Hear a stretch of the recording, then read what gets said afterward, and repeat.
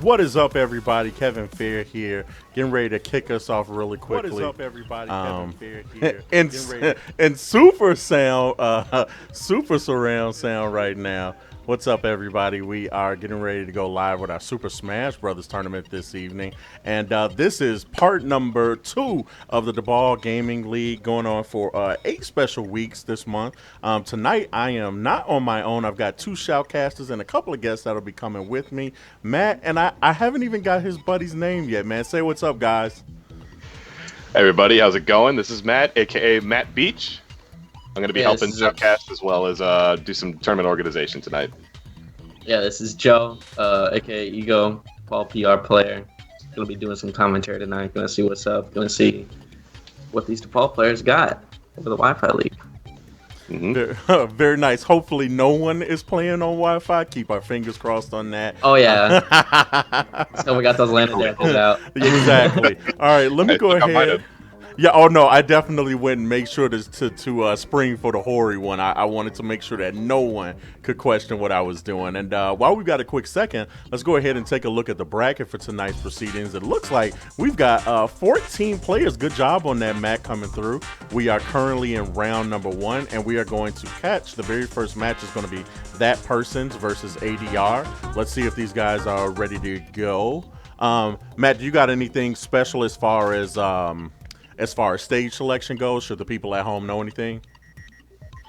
Yeah, for anybody who's watched our DePaul tournaments before, they probably remember the traditional stage list that we ran the past couple of, I would say like the past year and a half or so, which has remained roughly the same for the entire duration of like when we've hosted tournaments at Ultimate tournaments at DePaul.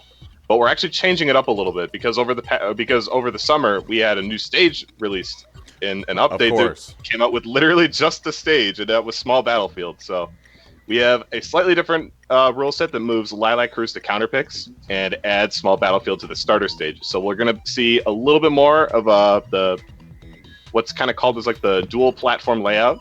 Okay. And probably a little bit less of Lilac Cruise because now it's a counter pick. It's not going to be a stage that we see starting on game 1 of any of these sets. Gotcha. Okay. That's good information to know, man, because funny enough, I've got a lot of complaints in all of the different Smash Brothers leagues about specifically small battlefield. Obviously, some people thinking that it favors a little bit more towards some characters. And before that, I feel like Lilac was the favorite one to complain about. But let's get underway. I'll let you guys take it away on this match. We got a Pac-Man versus a Cloud. You guys let me know how you think this matchup is going to go. Yeah, this is a really interesting matchup because That Person's is, from my knowledge, a brand new incoming freshman at DePaul University.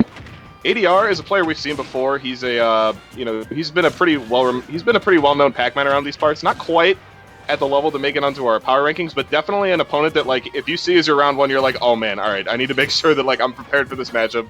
As you can see, he's got all sorts of tricks with all the different fruits.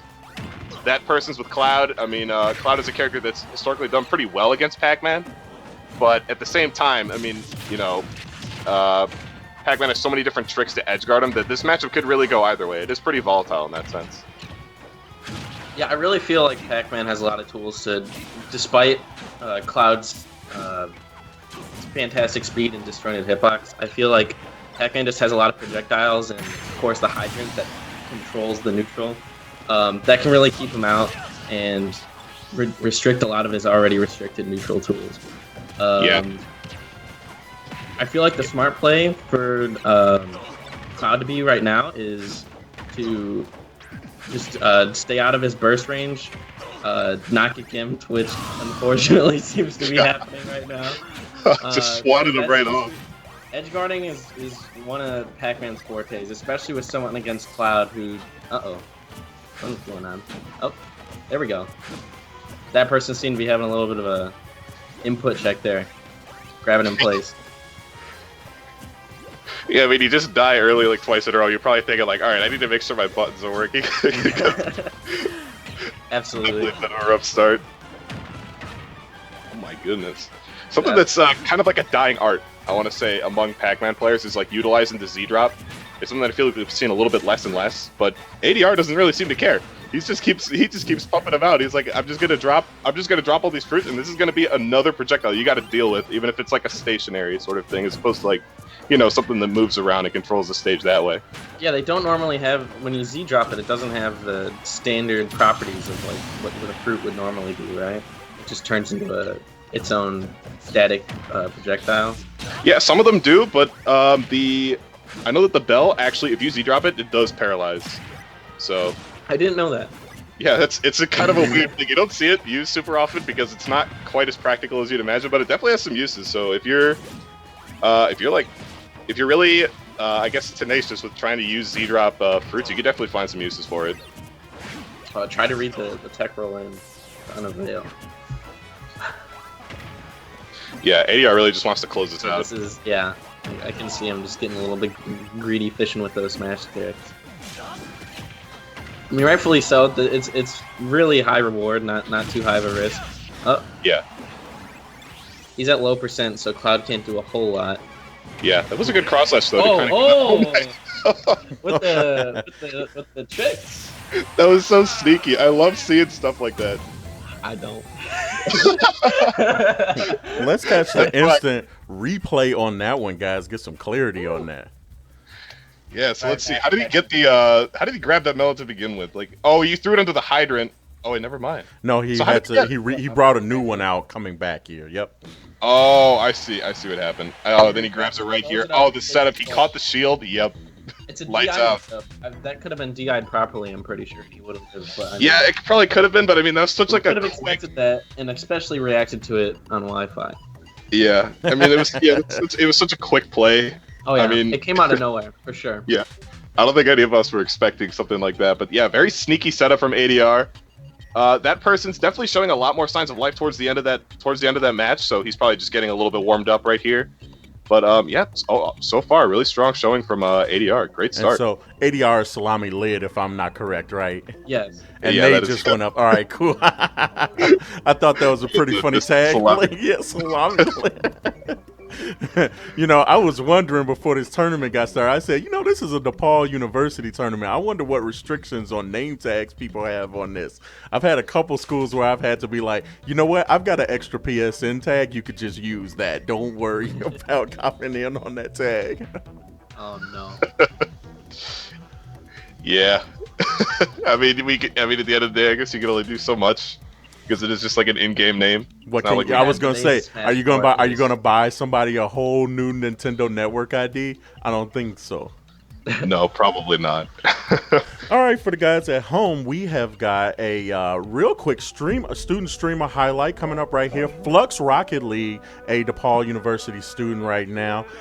We are making sure to pump and grab his tag right now. If you get a chance, check him out on Twitter. If you guys have things that you would love, please hit up DePaul Esports on Twitter. Any of your favorite clips or highlights that you want to be seen, please be sure to hit them up there.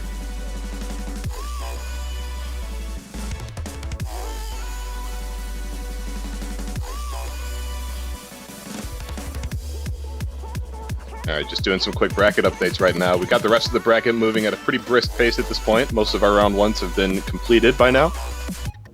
Oh, very nice. Okay, so let's go ahead and take a look, see if we've got some updates. And we do.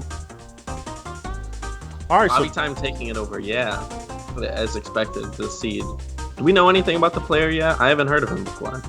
Yeah, is an absolute mystery. I'm hoping we can get a little bit of gameplay footage of them later today because I know that they are one of the incoming freshmen this year. So it'll be exciting to see what kind of new tricks they're going to bring to the table here. down at the bottom have Also, Cookie and Spandex. Cookie coming out on top. As expected, very strong Bayo main and Palutena main. He's taken a few games off me at DePaul tournaments in the past, and he's definitely a threat to this tournament. We might see him in grand finals. yeah, absolutely. It seems like, at least on my end, it seems like we're going to get back to bracket right here. Yeah, here we are. All And right. here we are, getting back Hey, into right. Right into game 2, back to Battlefield. This is a great pick from that person's. I like this a lot. Having the different platforms to work with gives Cloud a lot of opportunities to just try and just bully his opponent as they try to land in a juggle situation. You can get a lot of confirms using them to extend up airs, and then, one up air becomes 2, and then that just becomes so much more damage that you have to deal with.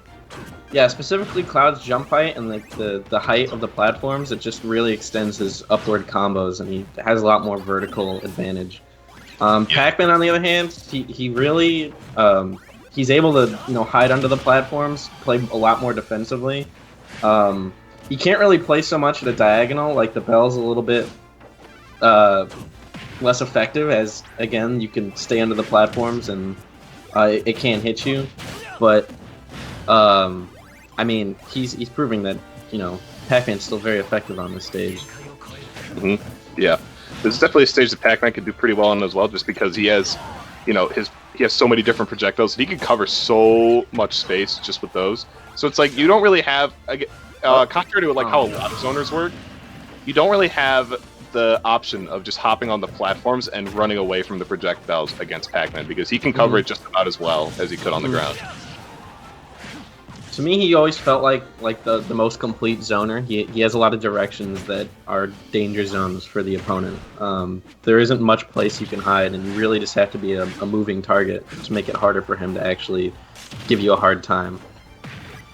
Yeah, that's a good way of putting it, like different danger zones.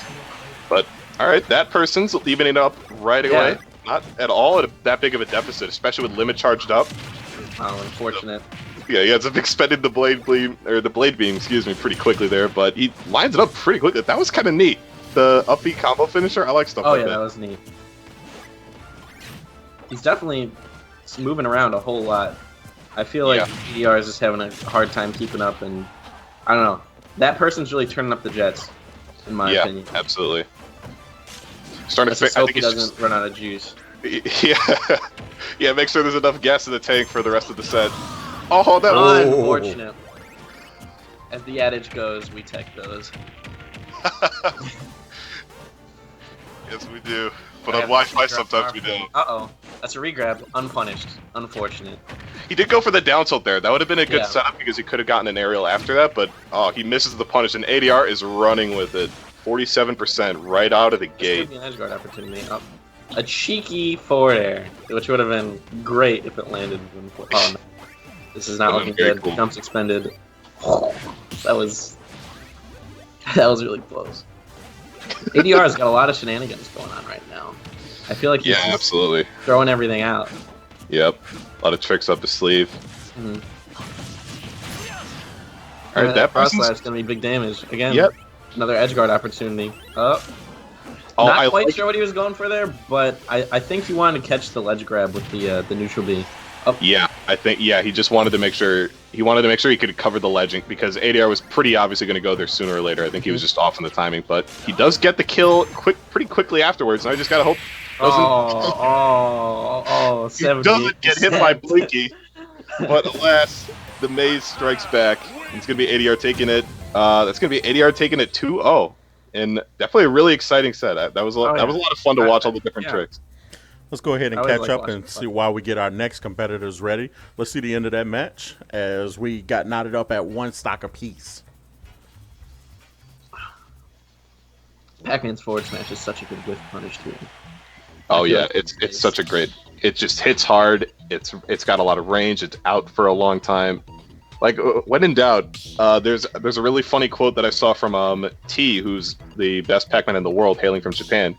He said a pretty great quote earlier today, which is like, if you're not winning enough as Pac-Man, keep using F smash more. You're not using it. So it's something, because it really just pops up out of nowhere. Like, you're at 60%, you're not thinking that you're gonna die off the side from center stage, but that's what ends up happening most of the time.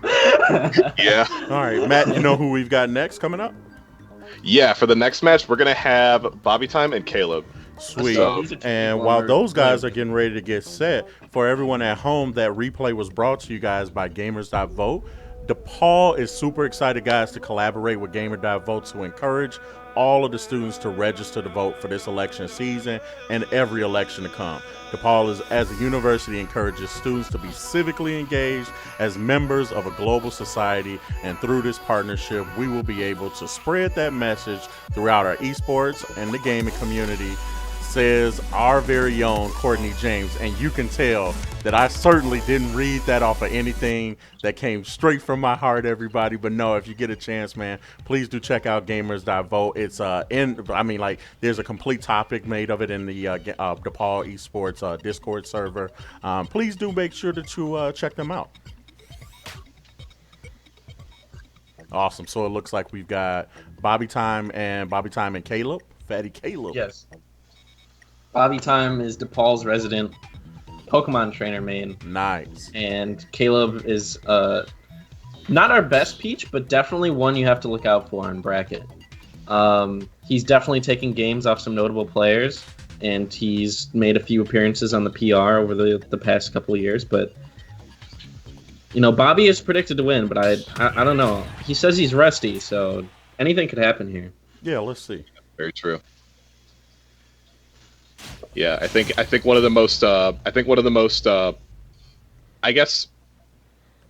interesting things about Caleb's gameplay is that his punish game it just hits so hard. I mean, that's kind of like one of the hallmarks of Peach as a character, right? But with Caleb, he's really managed to push the punish game. He gets those like turn strings like across like the entire stage. He can just get so much damage off of one neutral hit, so it makes it so you always have to be on your toes, no matter what kind of character or matchup you're in. Yeah, Peach with a strong punish game is a scary thing, and Caleb is absolutely that. So, I mean, Bobby obviously knows that. He's going to play the zoning game with Ivysaur and just throw these booms out. Razor Leafs, and, just try his hardest not to get hit by those down tilts. I mean, Caleb is doing his best to get in, but these Razor Leafs are just relentless. Yeah, Ivysaur, one of the characters that I think you said were on the less saucy spectrum in the game. Oh, yeah. From your ever so controversial Twitter posts.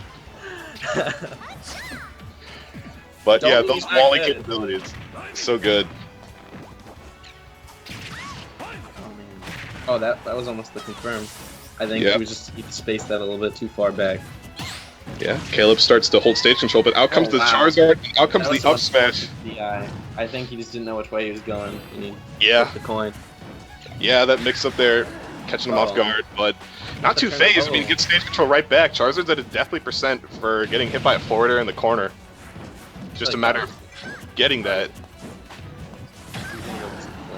Something like that. Yeah, some sort of Charizard nonsense, Stuff. Oh, and he's alive. Yeah. Charizard is up. Oh, there's the Stitch phase. Is that the Stitch? Okay. Yeah, that's the Stitch. I saw it for like a frame. Yep, that's it. Oh, he gets rid of it. That's unfortunate. He gets rid of it, but gets 36% on okay. And the stage control. That might have been worth it, in all honesty. He lost it. Not good. It was good for the time, Turn it. That turnip's so good for regaining stage control. Oh yeah, no kidding. The dot eyes? No. That's wrong. It's really hard to keep track of it. Bobby Time gets a little overzealous with that Flare Blitz, but Caleb, I think, just wasn't quite prepared for it. Just blocks it and then misses the punish afterwards. It's a pretty close game overall, but I think I thought that that platform was going to give him a little bit extra hype, but it's not nearly enough as like the Battlefield top. Oh, catches the jump with up smash. Yeah, that was a actually real Hail Mary smash attack, and it worked out for him. Yeah, no kidding.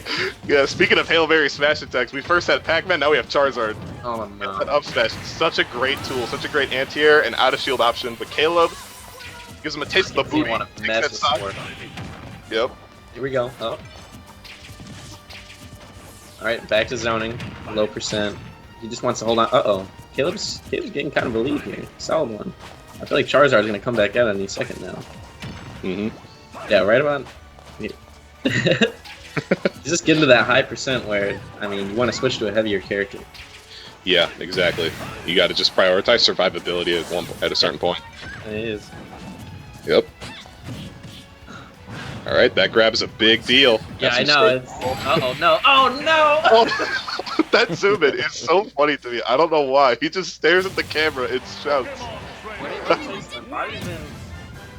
He was over the other day, and he's been changing his playstyle quite a bit, and he's been using down smash a lot more at the ledge, and he gets the neutral get up read timing so consistently. Really? And That's it's a lot more threatening. But like he didn't do that back when we played in March, and I haven't seen him since. So I mean, he must be hitting the lab or something. yeah, yeah. Getting that neutral getup is notoriously a challenging thing in Smash Ultimate. It's definitely a tight window. So anybody that's able to consistently snag that option definitely has put in the hours to practice. Especially with a move we otherwise didn't see from Bobby. It's definitely indicative of like a change in play styles over time. Gotcha, gotcha. All right, it looks like Bobby might be messing around maybe with stage select. So let's take a look at where we are on updates on the bracket right now. So you guys are currently watching Bobby Time versus Caleb. Above that, we've got Skull Kid and ADR. You guys watched that match just previously a second ago. And we are coming in hot through winners round number 2 right now. Cookie and I think this is Adam's Cam, the best I could try to say that one, are going at it right now. And then over on the survivors half of the bracket, we've got Yeah versus Cryptic, and it looks like Cryptic was able to take that win off stream, and so was NK, making it into losers round number 2. Let's take a look and see if we're back at full game. Yep, looks like we're coming to just now. Let's get this scoreboard together. There we go. No character switches for players. Yep. Yeah, both of these players have a history of dabbling in other characters from time to time, but these are definitely like the two that you would expect. These are the only like characters you'd really expect to see coming out of them in tournament play. So I'm surprised FD wasn't banned by Bob. This is a really strong Peach stage, in my opinion. She I was gonna really say like no platforms. Yeah, her pressure just gets that much more devastating. The turnips just it becomes that much harder to escape them. But I guess Bobby just has confidence in this Ivysaur being able to like wall out the different turnips and be able to like find those avenues to get something like a back air or a grab in. Bobby also loses the Charizard up throw, like killing early off of a top platform or something like that.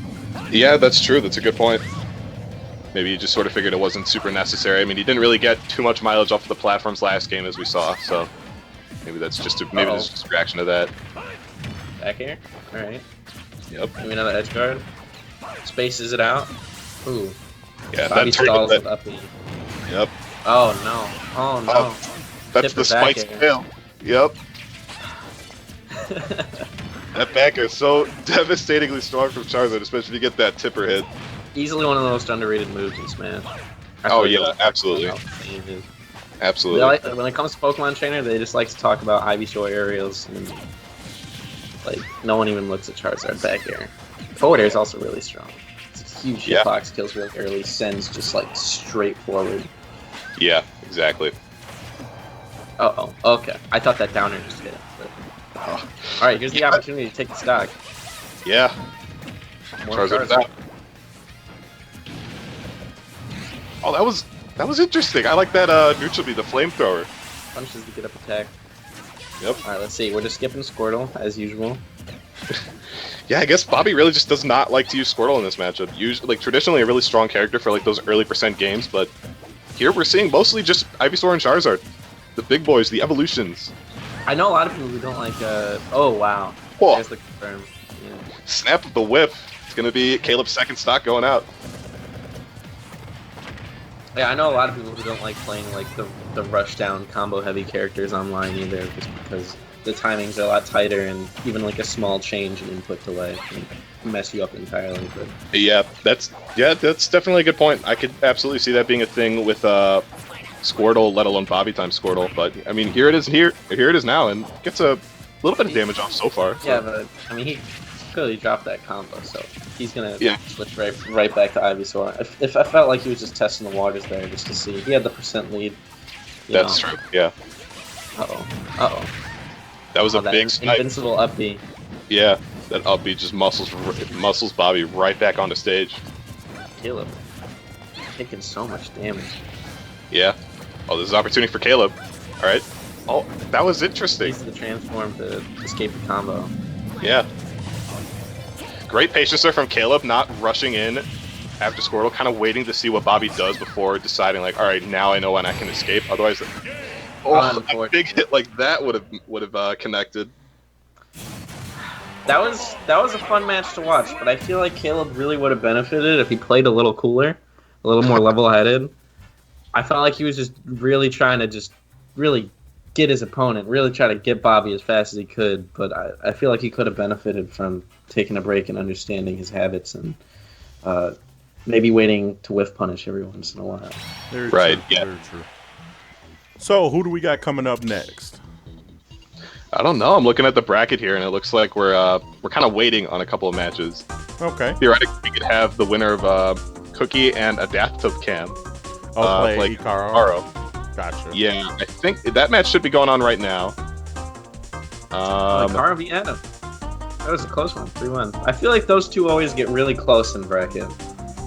Yeah, that's true. Well, Hikaru overall has better wins in his history. Adam is someone who, understands Bayo a little bit better than most people, so... Yeah, that's a good point. He does well against Hikaru. Oh, alright, are we going to be having Cookie and Adapt? How do you pronounce that? Well, I think they're playing it right now. Yeah, they're playing right now, and we'll probably catch back onto them in just a second. While we've got some time, let's take a look at our DePaul student streamer highlight with Flux Rocket League. Flux RL, guys, is on Twitch. If you guys get a chance, a fellow DePaul student, make sure to follow him. If you guys want your stream or any of your popular clips to be featured on the DePaul Gaming League streams, be sure to tweet DePaul Esports with your favorite clips attached. I feel like you've been trying to play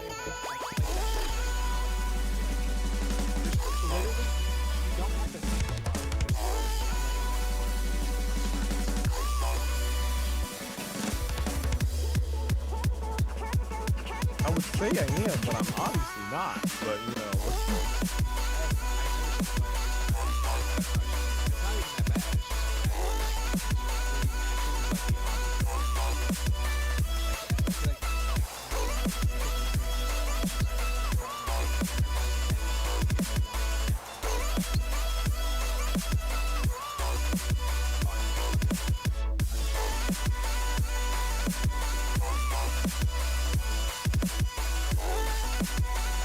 All right, and for some of you guys who are maybe just viewing for the very first time, please, if you get a chance to, please make sure to check out the DePaul Esports resources at resources.depaul.edu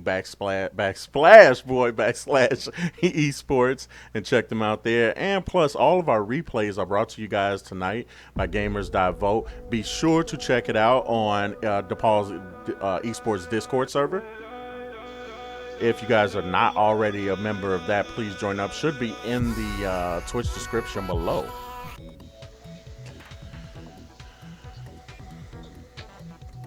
All right, man. Let me know. Are we close? Are we closer to finding out who we should try to take a look at? Because what's interesting is you've already got guys that are, hey, ADR and Bobby are already in winners round number 3. We're at winners semis on our winners half of the bracket, and then losers round 2 is filling up quickly. We're just waiting for the results for this match right here at match number 12 with Cookie, and I'm going to try to see if I can say that Ada that Bucam, Adif Tubcam. Am I saying that? I'm going to go with Adif Tubcam. That's what I'm going to go with on that tonight. You know, I like that better. I mean, you know, add a Tubcam if you're hanging out in the stream. You managed to catch it. You managed to catch this part of it real quick. Let us know if we're mispronouncing it at all, because I feel bad if we are. But I'll take it a step further, Matt. Tell us we're mispronouncing it, because I know I didn't say it right. I just found something and I stuck with it. So yeah. All right, it seems like we're all set to go. I'm just waiting. It seems like that set just finished up, so I'm just going to wait for the results. I'm going to update it on Challenge, and then we'll get the 2 players in the... we'll go ahead and get the 2 players in the lobby here. Perfect. And it looks like while I've got some downtime, I'll catch on some more Rocket League highlights. All right. What's that?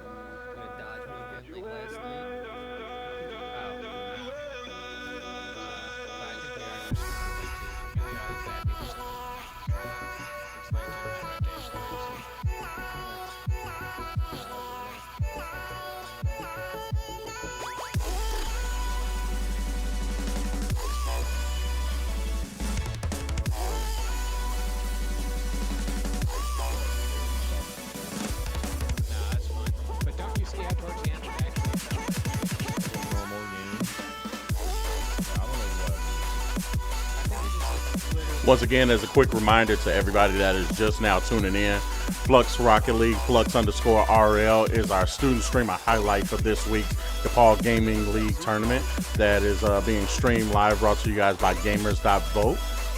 If you guys would love to have your highlights, your clips, or your streams to be added to the streamer highlight, please be sure to tweet at DePaul Esports, attaching those favorite clips right along with them at the same time.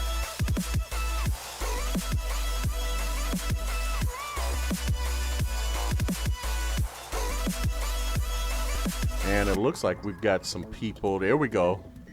So this is the match between Icaro and...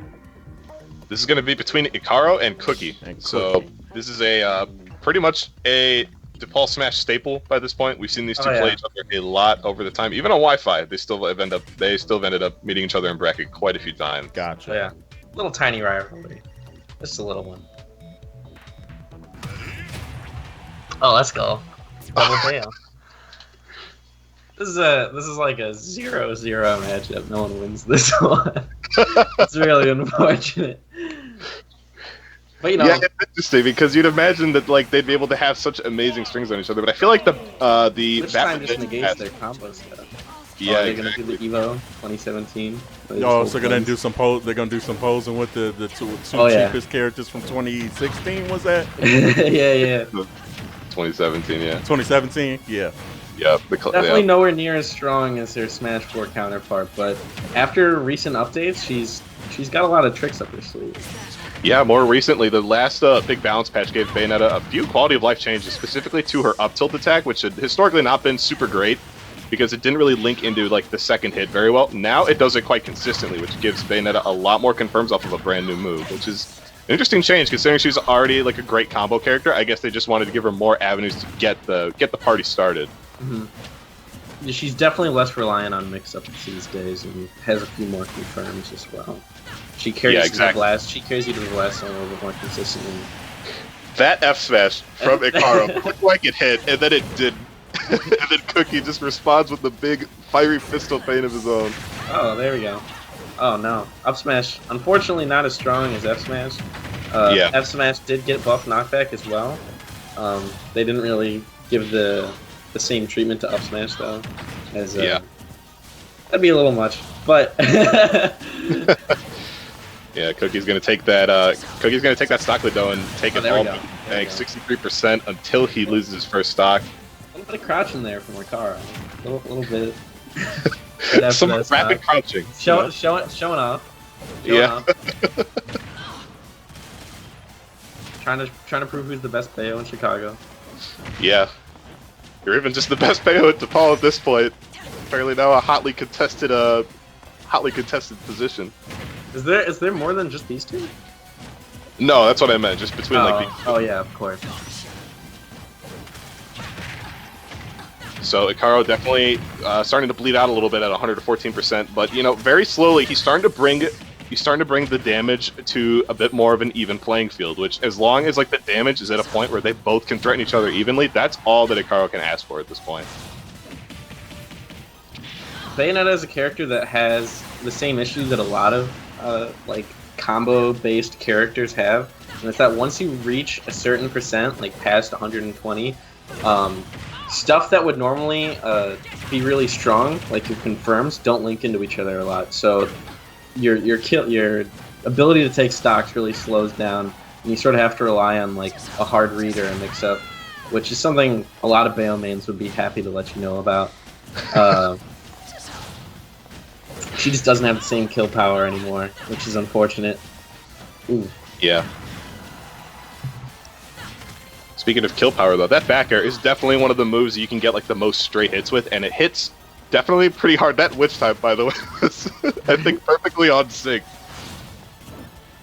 Classic. Grab. All right. Falls out. The SDI is really on point from both of these players. Yeah.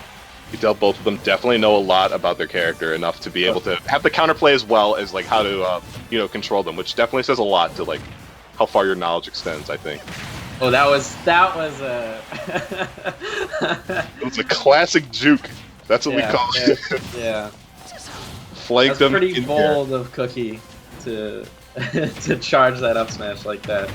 Yeah, really. Alright, this is Akaro's chance to bring it back. Bayonetta is a character that has excellent damage output, so as long as he can get the strings he needs to really even this out, as long as he gets one good string off stage, that could seal out the game right then and there, and that'd be a comeback. Oh, What? no. Great tech chase from Cookie, opting not to go for the flip on the side B there, and is able to just chase where Akaro ends up rolling and gets the F smash to seal out game 1. Carl currently being in the same household as me, I got the live player commentary from across my entire building. It's getting pretty rowdy here. Oh no! Audience as well, or is he just chilling out? No, he's yelling. No, that's not chilling out at all. Screams of pain.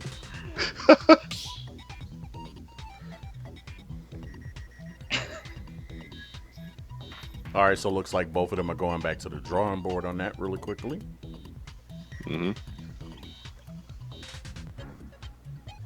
From looking at the stage bans here, it looks like Akaro's going to end up counterpicking to Kalos Pokemon League, which is oh, that's why. We're going to be seeing the Pikachu come out from Akaro. This is an interesting pick. I didn't think we were going to see this today at all, but here we are. Bringing out Pikachu a lot recently, and Oh, Palutena. really? I was expecting to see Palutena, but I don't know how that matchup goes. Probably Palutena's favorites, but you know, Cars is being Pikachu. I could still definitely see Pikachu being a character that's like probably a little bit more consistently strong against Bayonetta, especially on a stage like this. Pikachu thrives on Kalos Pokemon League so much because you can abuse like the pillar formation and just get Thunder Jolt after Thunder Jolt, and they'll just run up on the stage and snag you even from like the depths. Yeah. Like, yeah, damage here is- Oh no! I was just about to say, Bayo Smash Techs do. Pikachu's a light character, and Smash Techs are gonna kill extra early. So I feel like we're gonna be seeing a lot more of those from Cookie here. Yeah, especially considering Pikachu, you know, a character that's incredibly strong as is, but does lack a little bit in the range department. Oh, So yeah. I'm going to lose to some of those smash attacks a little bit easier than other characters would. Also, a character that likes to press a lot of buttons almost all the time in the air. So, and you know, Bayonetta's F Smash is just this big fist that just covers a lot of space. I feel like, you know, another good reason to use it, just because we're not seeing a lot of shielding from Pikachu. Yeah, good point. I'm interested in all these side Bs that Akaro's using to recover, because those, for a character like Bayonetta, those are pretty easily exploitable. But wow, that up smash was so great. Oh, yeah. Such a risky move, too, because the hitbox on that move is surprisingly small. So if you were to whiff that, that would have been a strong punish from Cookie. Chris is just gonna Kara's just gonna try to stay away and get as much percent as he can, and whenever he gets that neutral exchange in his favor, there it goes. He's gonna try to get as much damage as he can before, you know, inevitably he loses his stock. Yeah. Oh, interesting F smash there. I wonder if Yeah. that was supposed to be like a dash attack. I think he was trying to read the air dodge, which, I mean, he did. He just got a little impatient and released, pulled the trigger too early. Right. All right. Well, the percent lead is absolutely in Akaro's favor, but like we were talking about before, Bayonetta's damage output definitely solid. So this is like something that could easily swing into Cookie's favor very quickly. Oh, yeah. Ooh, there's the up tilt. Nothing quite huge, but uh-oh. Yeah, just riding the momentum so far. I like this play from Cookie, keeping it safe, that not was going anything crazy. That was a cheeky thunder from Pikachu. Yeah. Down B. Oh, back throw. Yep. Alright, here's the edge guard opportunity. Gets Great him- Thunder Jolt. Uh-oh. Oh no. Unfortunate. The choke. Yeah, definitely. It Oh, looks like 2 nerves. There you go. I feel like we're gonna be seeing another up smash really soon. Just waiting for Bayo to overextend somewhere neutral. Pikachu's got so much speed and just an ability to just like get in your face and kill you so quickly. Yep. There's just a distance that Pikachu can stay where it's generally just unreactable and you can't really do much about it. You just have to do your best to play defensively and safe. However, Absolutely. there's also F Smash, which Right. Sometimes all you need to do is just dash back, F smash, and be like, you know what, they'll fall into it. And that's exactly what Cookie does here to his favor. Great dash attack there to cover the attempted escape from Cookie, evening up the stocks. Ooh, a questionable two side Vs in a row, but I feel like quick attack would be, more optimal, but to each their own. Yeah, I guess so. Maybe, I know that quick attack, your hurtbox kind of gets a little wonky when you use it, so maybe he was doing that to make sure he didn't get hit by like a rogue smash attack or like down tilt or something. Finally landing the first hit after the last... Oh, it doesn't even confirm off that back air. Cookie just side B's right out of it. Oh, here's the combo. Thunder loops. Ooh. That was really close. Pikachu was kissing Bayo's knuckles there, wasn't it? Yeah, really. Walking on the dick builds. Uh-oh. Getting close to the top here. Yeah, but already extends the two. Bit of a bold witch time. Ooh, that forward air. I feel like whoever wins, we're gonna wait for Pikachu to get backstage, and whoever just wins the next exchange is gonna take the match. Oh no. Ran back a little bit too far and couldn't punish that witch time. Bayo just gonna do what Bayo does, and block! Tech! Great capitalization from Cookie Hikaru. missed the tech, and Pikachu runs up, jabs him twice, locks him, and forward smashes. And yeah, that's that's the game. Yeah, definitely down to the wire that second game there. Even on the timer, we were cutting it pretty close, like comparatively speaking. So. Oh yeah. Yeah, both these we players. did make it down to like the 2-minute mark. I didn't even realize how patient these two players were. Yeah, I think the stage also opened that up quite a little bit. Just because Kalos Pokemon League is such a massive stage, and there are the two platforms on the edge, that it does give you a bit of a safe haven if you just want to kind of like back up and just, sort of like calm everything, kind of like reset the situation to something more comfortable. But as we're heading into Game 3 right here, we could, as far as character select go, I mean, I don't think we necessarily need to see the Pikachu switch off, but all right, yeah, Cookie's going to be sticking with the Bayonetta, not going to be going to Palutena, which is his other really, really strong character. Mm-hmm. So it's going to be the same character matchup as before, except the scenery has changed to, hey, look at this! Here it is, finally, small battlefield. Everyone's favorite stage. Yep. Unironically, my favorite stage. I really like this stage a whole lot, and I'm really glad it was added. Oh yeah, me too. It brings back a lot of the vibes that like Pokemon Stadium 1 would give back when Chicago used to run it. Oh, There's a lot of the same properties, which I am more than welcome to. So very happy. I also really appreciated that Nintendo did something. It was a little small gift to the competitive community. Most of the DLC stages have some sort of aspect to them that makes them unviable for competitive play, which is unfortunate. It is, because some of them do look very, very pretty. I'm honestly a big fan of the Bayonetta stage, actually. The it looks super cool. Me too. But anyway, small battlefield is here. It's great. We love it. And now we got Pikachu and Bayonetta. Except, believe it or not, Hikaru's not the one playing Bayonetta this time around. Oh yeah, still Pikachu. Yeah. So Really that dash attack is so good. I think it's. It has no right to hit that hard. Yeah. If I'm being honest. It's really hard. It's surprisingly tricky to punish. It's not as you can't easily whiff punish it just because Pikachu moves forward when that was great down there. Yeah. Almost reverse hitbox. Mixes up your DI. Yeah. The antsy up smash there from Cookie, and another one. It's dash attack punish. Ooh. And an up smash of his own. Take the first stock. Oh no!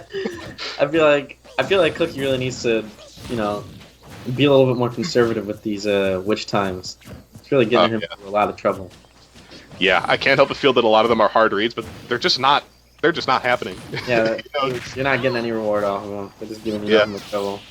Yeah, Hikaru's doing a good job playing patient, and I mean, Cookie is as well, but he keeps trying to close the gap, I think, a little bit too quickly. Mm-hmm. You gotta respect that Pikachu is a character that's arguably number one. Yeah. Could be argued to be, I suppose. Yeah. That spot's very up in the air right now. It is very up in the air, but regardless, still an incredibly strong character. Oh yeah. The fact that he definitely contends for it is something, that says something. Oh no! That looked like No, Bayonetta. I'll take it back. 2 witch times in a row, I guess it works out. Yeah. I guess it is true. If at first you don't succeed, just try again. Just do it again. I've never seen that before. I've only seen counters 2 times in a row from maybe like a really new Lucino player, but mid-high level play Bayonetta, that works too. Yeah, I guess Pulling so. out all the aces in the hole here. Yep. I definitely like that the first witch time there also blocked off the Thunder Jolt. Oh yeah. Oh. How did he not get hit by that up smash? Was he blocking it or spot dodging it? He dashed back and it was strange. I couldn't really follow. The frame rate's a little low, but a little cheeky taunt there. Showing who's in the lead. Yeah. As I'm impressed with how many up smashes Akaro's been able to land with Pikachu in this set, because it is a great anti-air, but Bayonetta is such a tricky character in that sense, you know what I mean? Yeah, she's very slippery. Yeah. And that's a very committal move, so it's usually something you're uncomfortable with just throwing out. Yeah, but Akaro's making it work out, showing off that Pikachu practice lately has absolutely been paying off. Yeah. Oh, that Dragon extension. That almost looks like a melee reset, just because he did the neutral stuff right afterwards. But yeah, that's true actually. That up tilt, it's very dangerous with this percent from Pikachu. Yeah, absolutely. And it closes the gap with that dash attack. Oh, and misses the punish on the quick attack. It's going to reset neutral, and yeah, now Akaro's just shifting the momentum back into his favor. Oh, that was... I would have not have recommended that thunder. 9 out of 10 knockers do not recommend.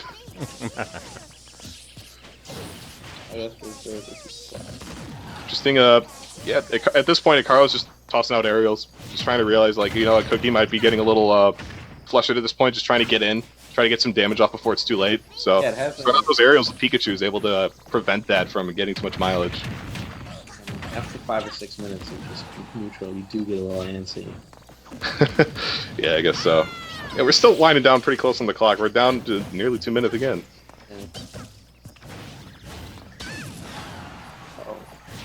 Alright, that's an F smash. Again, as the further up Bayonetta's percent goes, the more dangerous it's going to be to just get hit by one of those stray hits from Pikachu, especially in the corner. But same could be said for Akaro here. If he lets this go on for too long, that's just going to be more and more damage. The Cookie time, just ticks on until a backer or an F smash is just going to seal it at that point.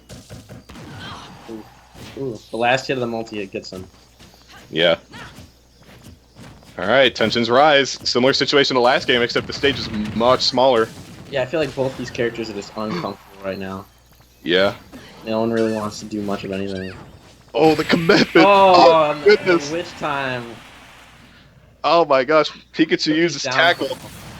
Might be a normal type move, but it's super effective this time. It's going to be Akaro taking it 2-1. Taking a well-deserved nap after that one. Yeah. I sleep. All right, and what we're going to do real quick is take a hot look at the bracket where it looks like we've got Bobby Time waiting out. Am I safe to assume that that's going to be our next match? Oh. Which one? Sorry? Bobby Time versus Akaro. Oh, yeah. I mean, we got winners. We got winners finals right here, baby. I got to check the bracket real quick. I'm just trying to report stuff. But, you're checking at the same time. I got you. Yeah. All right, now I can see. Let's see. Yeah, this match is going on right now. Yeah, I guess we could have. Yeah, Bobby and Akaro will probably be up next. I'll make sure that. Before this tournament started, Akaro said to me that the only reason he was joining this tournament was that so he could beat Bobby in bracket.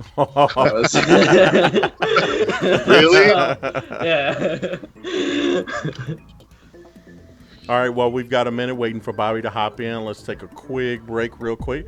Come back to gamers.vote. Guys, if you get a chance to, once again, the official registration for Vote just happened, I think, 2 days ago, guys. If you have not, take a look in our Discord at DePaul Esports. You guys are going to be able to get a chance to hop on to the initiative from gamers.vote. You guys are going to be encouraged to take a look at every piece of information from all the states that you are and how you guys can get active in voting in this year and every year's election, all of them beyond this one as well.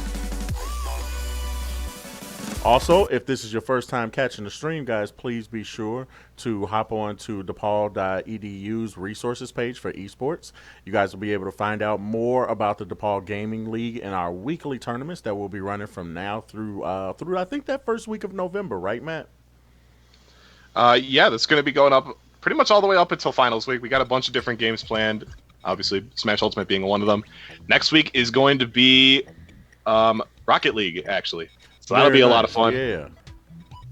We got some other games. If you've been around for like the spring and summer DePaul Gaming League events, the schedule's going to be a little bit familiar to those. We've shifted up the order quite a bit because we're going to be adding in the latest edition of FIFA as well to the lineup. So that's going to be in a couple of weeks. And we also have, to round it out, we have another new game that we're adding to the lineup, which is Hearthstone. So that'll be really exciting as well. Now, did you guys have Hearthstone did you guys have Hearthstone as official game for a while, or is this the first time you've added it to the Gaming League for the fall? Oh, yeah, no, this is a totally new addition to the Gaming League. We were looking for like a brand new game that was like a little bit more like one-on-one oriented, and Hearthstone was a game that was like not only like, it's not only like pretty popular, it's well played, but it's also got like an established player base here at DePaul. So we really wanted to like express that sort of side of the community and give spotlight to a game that hasn't gotten it before. So very nice. All right, let's hop into the full game. I'll let you guys take it away. All right, lobby time, Ikaro. The long-awaited match. Yeah, really. This is a zesty one. Yeah, that it is. You have any more tidbits from the insider scoop here? From the insider scoop, I mean that's about it. Carl's got something to prove here. He wants to beat Bobby, and have everyone watch him do it. So it's got a bit of a public fun so far. Pikachu. Yep. We'll see what's good. If nothing else for Carl, the Pikachu's definitely warmed up. Just playing those last two games, both nail biters with Pikachu, definitely going to keep the fingers fresh. But so far, it doesn't seem to be mattering too much. Bobby Time is an excellent lead so far, getting a lot of damage in with the Squirtle. Actually, character that we didn't see do too much for him last time we saw. Just quite an intense Pokemon battle. These two are just like going at it. They're really just jumping into each other and just trying to hit each other as hard as possible. Yeah. There's not much downtime between these interactions. Oh yeah, absolutely. Ooh, I appreciate the read attempt. Yeah, same here. That was a smart move by Ikaro. I think if he just waited literally like 2 more frames, oh yeah, that would have been the stock. But definitely a smart play nonetheless. Bobby taking it a little bit slower now, just kind of chucking out Razor Leafs, trying to feel him out with Ivy Sword. Attempt. Yep. I feel like we're gonna be seeing Charizard any second here. Yeah, honestly. He's gonna try to continue his zone. Maybe he's just waiting for like an attempt to edge guard with a down air, something of the sort. Yeah. No, I also wouldn't be too surprised if Pikachu's like one of those characters that Bobby Time just doesn't really want to mess with like up close and personal. Oh yeah. So it's totally possible he just wants to play that long range game, but the Charizard's out anyway. So Charizard's also a big combo food. Ooh, drag down there. Ooh, and the taunt for good measure. Car's trying to power up. It's a down tilt dash attack. Yeah, Charizard is big combo food, so that was something I sort of glanced over as well initially. Yeah. You're just gonna take nothing but damage if you have Charizard out too early. Yeah, no kidding. Those lightning loops. Oh my goodness, but Kara doesn't seem to care. Squirtle and Ivy Sword combo food boom at this point. Ooh. Just dashing past each other. Yeah. It's like a Dragon Ball Z fight. They're just colliding into each other over and over again. This is a really fun match to watch. Oh yeah, absolutely. This is definitely... This is a match that can go so many ways because, like, Pokemon Trainer is a character that's 3 characters in one. They all have different playstyles. And then Pikachu is one character that basically has, like, 5 playstyles in one. So, you get to see a lot of adapting. Pokemon Trainer's jobs get better. Ooh, the triple. Oh, and the immediate back air. Bobby tries to taunt too, but he didn't get the stock. Oh no, that's even worse than dying. Is SD immediately after the top. A quick attack SD of all things too. Ooh, this could be big damage. Doesn't get bodies is a real thing. Scientists have proven. There's data to back that one. Yeah. Yeah. The celestial bodies align, and you just are more likely to eat it harder than you ever have before. I mean, I'm really snowballing with this damage output right now. Akaru's starting to get in a really precarious spot. Charizard, even Ivysaur are going to be doing a lot of damage at this point. Down air. Getting a KO. Alright, grab. An up throw. Oh, the shield poke. Yep. Unfortunate. Yeah, I saw that up tilt at first from Bobby, and I was like, oh no, that was supposed to be an up smash, but he got it right away again anyway. So it's gonna be game one, go into Bobby time. That was a close one though. I wouldn't put my money down on anyone just yet. I feel like it could still go either way, especially depending on which stage gets picked. Where do you think Chris will end up going? Or Carl? I think we're gonna see. I think, considering we're still seeing the Pikachu, unless he ends up switching, I wouldn't be surprised if we ended up seeing Kalos. Although, I also think that, like, stages that have platforms, or like Yoshi's Story, are stages that Pikachu just, like, naturally really thrives on, regardless of who he's going up against. I wouldn't be surprised if we saw... Yeah, I'm going to go ahead and say with Yoshi's Story, because I feel like Bobby would end up banning Kalos. Let's see. And, oh wow, we're actually going to see it's Nair time. It's Nair time. The green wig is donned, as is the. I actually like this dress color a lot. It's like a dark. We got roasted turkey. Yeah, like a rose color. Play.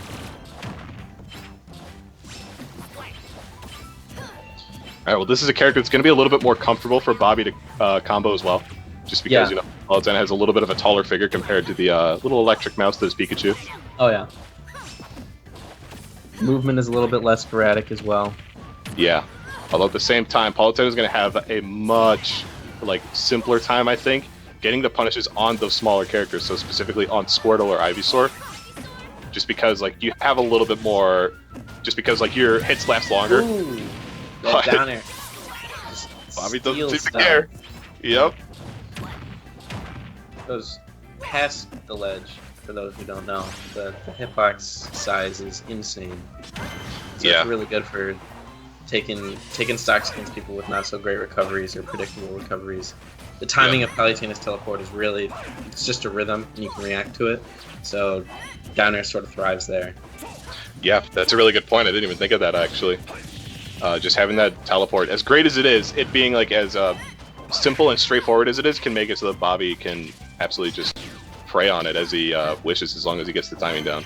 Yeah, and if he misses, no harm, no foul. Yeah. Ooh, nice back air. We got one. Splendid back air. A splendid backwards aerial. Yeah. All right, this has become significantly less of a problem to Hikaru at this point. Just getting that stock just changes things so much. Oh my goodness. Might be a very early stock. That was almost single tear almost went down my cheek. Oh my goodness, the downer from a little high up too. It doesn't even matter. Not enough time for Hikaru to teleport back up. Ooh. Combos continue to go. Yep. Gonna get that grab and the up air. Yeah, that down throw from Squirtle's so devastating. You can get so much damage off that just following up all your aerials. Very much like a truncated version of what you expect out of Mario's combo game. Here it is again. Doesn't get much of a follow-up out of it. Bobby's doing a really good time keeping Palutena off. Once he gets uncomfortable, he just uses that up B. And it's a really good get off into it. It just covers so much space. Yeah, and that's true. If it lands, it gets you in a really favorable position. I don't think it kills unless you're really near the top of the stage, but right. It's a great tool in this matchup against a character like Palutena who is really good at being on your shield, and that is the game. Taking it with a Charizard forward tilt. Yeah, a tail swipe right there. Yeah, those small blast zones on the Archie story are not kind to anyone. Not at all. Especially like after Ikaro goes ahead and like whips a move like that explosive flame one that like if you don't hit it, like you're definitely in big trouble. Yeah, that was pretty much a game, set, and match at that point. All right, Bobby time is going to be up. Oh wait, hold up. That's we're knotted up 1-1 apiece. I think it's 2-0 Bobby time. Yeah, it's 2-0 Bobby time, but this is a best of 5. I should also say because it is finals. Oh. Yeah. Was unaware. Yeah, I know. We're already at winners finals. Let's check the bracket so we can get up to speed on that. Yeah. How's losers going? Going pretty good. Yeah, losers is actually at losers round 5 at its furthest, and losers round 4 at its least. Cookie actually took Skullkid 2-0. Yeah, Skullkid taking a bit of an early dive into losers bracket at the hands of ADR, actually giving him a little the Pac-Man special. Yeah, in winners round 2. I wonder if he was playing Rescue today. Usually he takes games from both of those players. Either that or ADR or Cookie have been really grinding the next matchup. Yeah, that's also possible, to be totally honest. He's doing quite the crawl back to grand finals, though. He seems very determined to make this losers run. And and right back into the match. Oh, we got Violet. Oh, we have Violet. Okay, now the blue wig is done this time. Oh, I feel like this is a very sad matchup. Yeah, I was gonna say, like, I know this is a real character that Ikaro has. This is a character like he has played, he has practiced, but against Pokemon Trainer, let alone Bobby.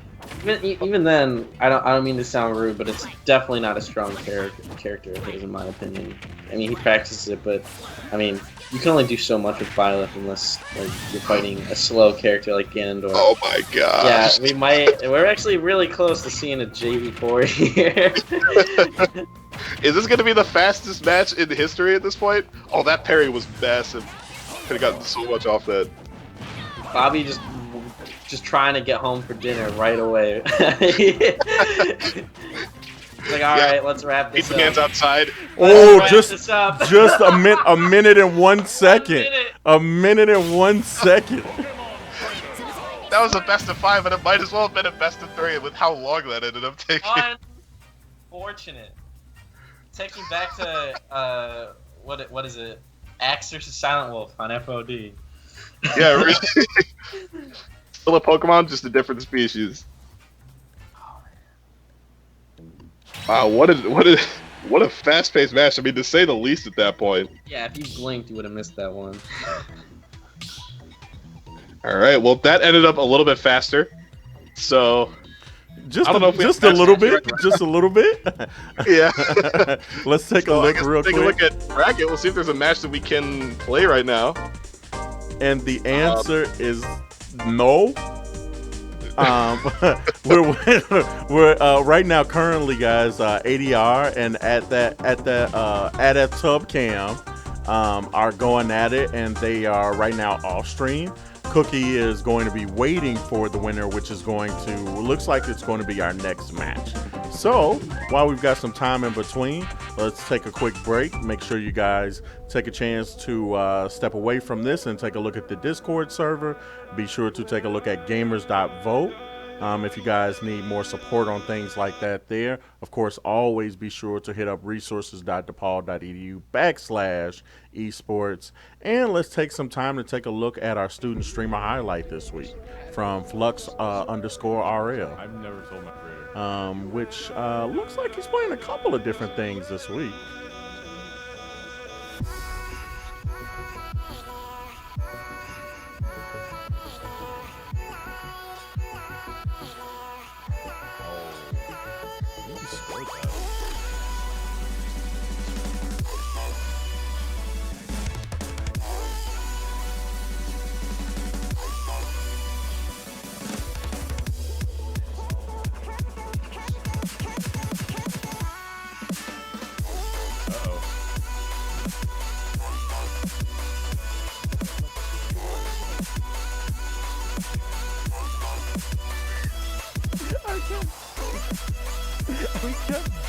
my god.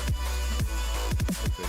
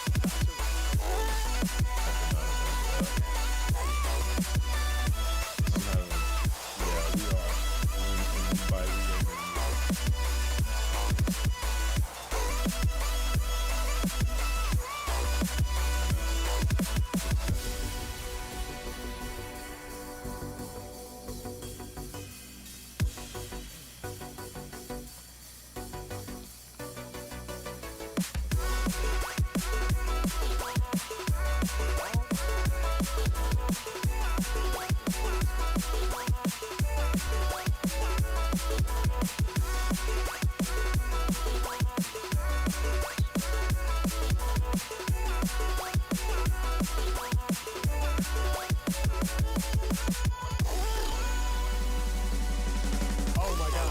Alright, we both. I had no boost. I want you to know that. Yeah. I And don't know just why as a you- reminder for everybody at home, if you guys want to be a part of the student streamer highlight, be sure to check out DePaul Esports on Twitter. Please tweet them and click and attach your favorite clips, highlights, or your stream handle, and we'll be sure to try to add you in for our streamer highlight next week.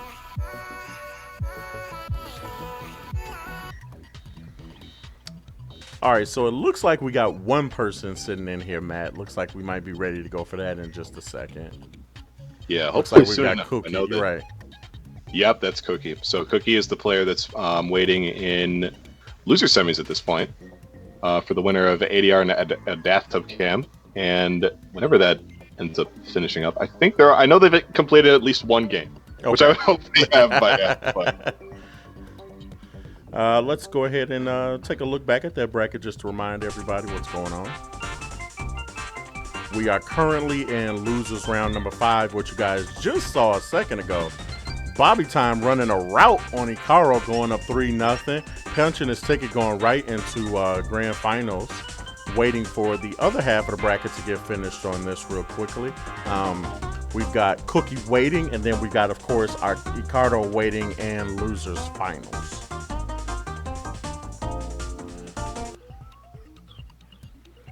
yeah, so I mean, as far as like the seeding goes, it's roughly around what the seeding initially projected. Although we did see Skull Kid, of course, the initially the number 1 seed, ended up going down a little bit early.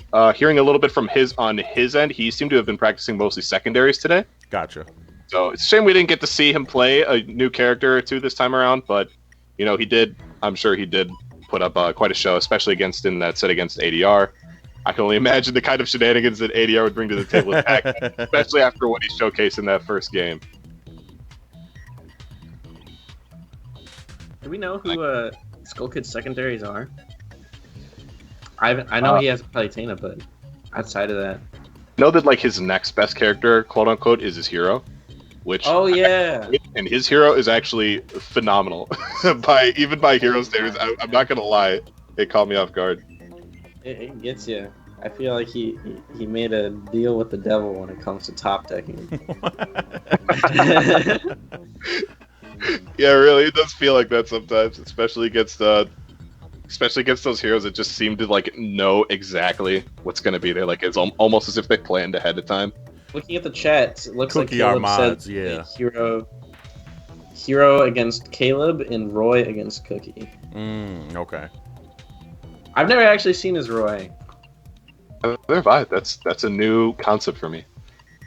That's interesting though, because it definitely is a little bit, I think, of a departure from his usual characters in Politics and Mess. Yeah, outside of his typical character archetype. So yeah, that would have been interesting to see, but perhaps we'll get to see it next time. Just not quite as lucky this time, but his hero, I could definitely vouch, just from personal experience, definitely a surprisingly formidable opponent. All right, so this set is going to be going into Game 3, so unfortunately we're not quite able to play into it quite yet. Cool. Although, unfortunately, I don't know which characters Adaptive Cam is going to be playing. We know that ADR plays Pac-Man though, so I mean, if in the case that ADR ends up winning, because this is game 3, that would be interesting to see. Pac-Man against presumably either Bayonetta or Palutena from Cookie's End is. You definitely hear a lot of opinions about that matchup, depending on who you ask. To be honest, I feel like Bayonetta would lose against Pac-Man, just mostly because of Hydrant. Yeah, I mean that's the camp that I'm in as well. Yeah, if you stay on the ground and you hide behind Hydrant, there isn't a whole lot Bayo can do outside of hope you mess up. Yeah, I know that dive kick is really, really solid to try and like clear that arc if you can get the height. Mm-hmm. But that's when that's like your only option, and you move at such a predetermined path. It's unlike a character like Wolf or Wario, where you have so much like aerial mobility and like you could change your direction a lot. Yeah. And make your assault a little bit more ambiguous. Bayonetta doesn't really have quite that option, at least in that situation. So that's where I'm in at least. Like it's definitely favorable to Pac-Man in that sense. But there are definitely some stubborn Bayonetta players that are pretty keen on thinking that the matchup is even, or even in her favor, which I'm not quite sure if I understand how, but they who knows what goes on inside their heads. Yeah. Yeah, they got some sort of galaxy some brain. Witchcraft going on. Yeah, exactly. But they'd also understand the character much more than I would, so most at the same time, maybe they just got that witchcraft, those tricks up their sleeves. As far as playing against a character like Palutena goes, that's one that a lot of people are more quick to assume that is like directly in Palutena's favor. Palutena against Pac-Man, just because Palutena has all those great Palutena has all those great tools to just hit you from the other side of the stage. It's like, wow, Pac-Man's great at walling you out. Yeah, like Palutena can directly attack you from a long distance. Along with the fact that Palutena just in general is just a very solid and well-rounded character. It makes it seem pretty sensible that she'd do really well in that matchup. But there are a lot of people that are, specifically the Pac-Man players, if you could believe it, that are very very adamant about believing that the matchup is actually in Pac-Man's favor, just because he can use his different fruits to sort of I guess if you're patient enough, you can sort of keep Palutena from getting in that air assault with her neutral airs or whatnot. So that's definitely more of a recent development, I feel. I don't really know what the whole historical set history is of Pac-Man Palutena, just because Palutena is such a common character in the current metagame, and Pac-Man is a character that comes up every now and then, but definitely not frequent enough to where you could probably get easy documentation on that matchup. Yeah, Palutena is definitely fills the role of the top tier that has a lot of really good options, but she's so common that you're really not surprising anyone or taking anyone off guard. So your opponent's usually ready for your best option, and you do end up having to change your game plan if your good options don't work out. Most people know how to DI her setups, whereas Pac-Man is not as much of a player's choice of a character. And has a lot of tricks up his sleeve and a lot of different ways you can play him. So, I mean, he definitely has that going for him. Yeah, absolutely. Palutena, I think, is a character that, you could say your success with the character is definitely going to be, reflective of how good you are as a player. Because, if you're a strong player, as Palutena, you're not going to be, you're not going to feel you're not going to feel, held back by... Hold on, sorry, I'm getting, a little distracted here. What do we got going on here? One of my favorite videos when I have downtime is the Best Chicago and Smash Brothers controller smashes.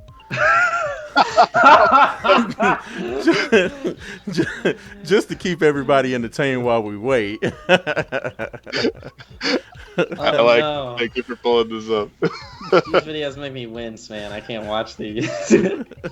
Some of them are definitely a little tricky to look I know at. how much those controllers cost, and you just broke that. Well, let's take it a step further. For a little while, you could not get an OEM Nintendo GameCube controller. So imagine not only breaking something that, you'd have to go and spend money on again, but breaking something that you'd have to go on an aftermarket to actually get. You couldn't go to a store and get an OEM GameCube controller for a while.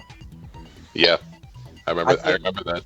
I think no controller throw really gets me as hard as it's a little bit outside of the game here, but I think in Street Fighter 4, Sanford Kelly. I have a video of that since you mentioned it.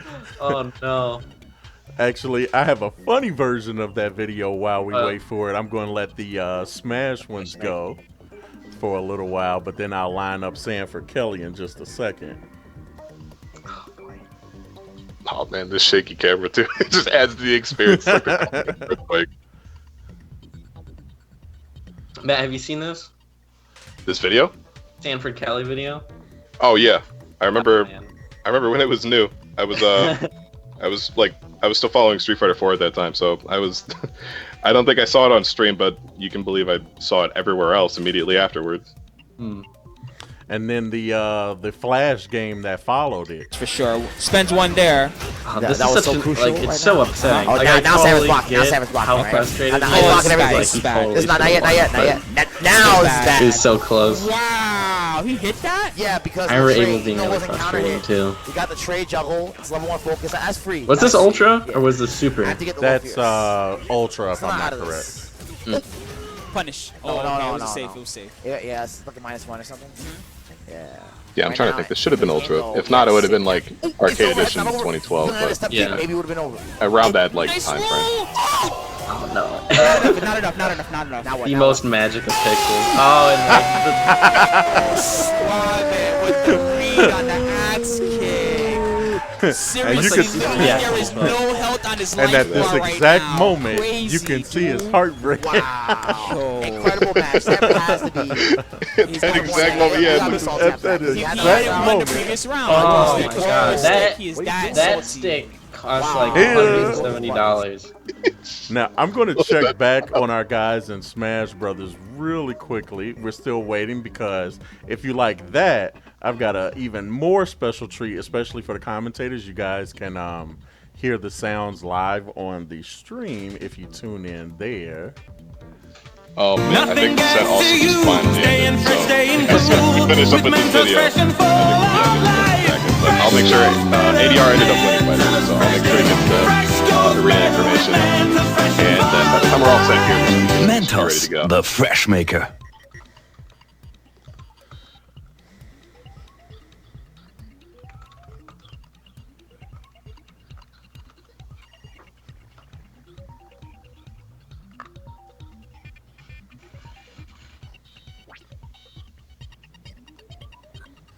Oh wait, never mind. We can keep this video running because I don't know. it's a good video. We can keep it running because the lobby ended up closing by inactivity anyway. Oh, okay, so we'll have to join back up in just a second. Yeah.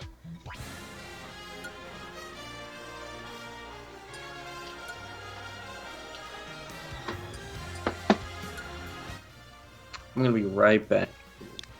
No problem.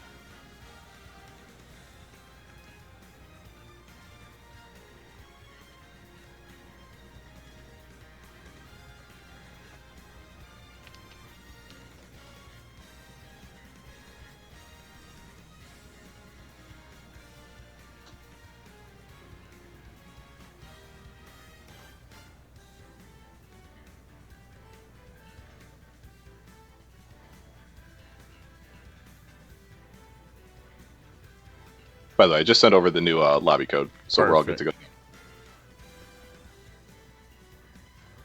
Actually, let me do that now while I'm at it.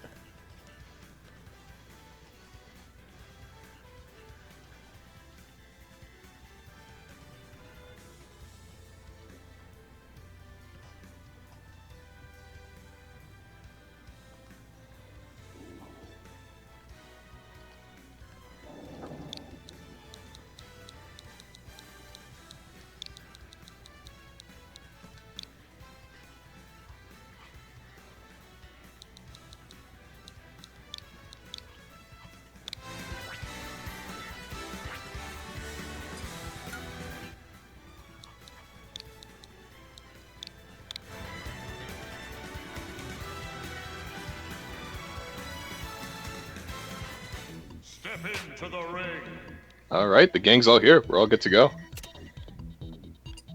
At long last, losers Losers quarters. final, or is this losers quarters? Oh no, this is semis. Never mind.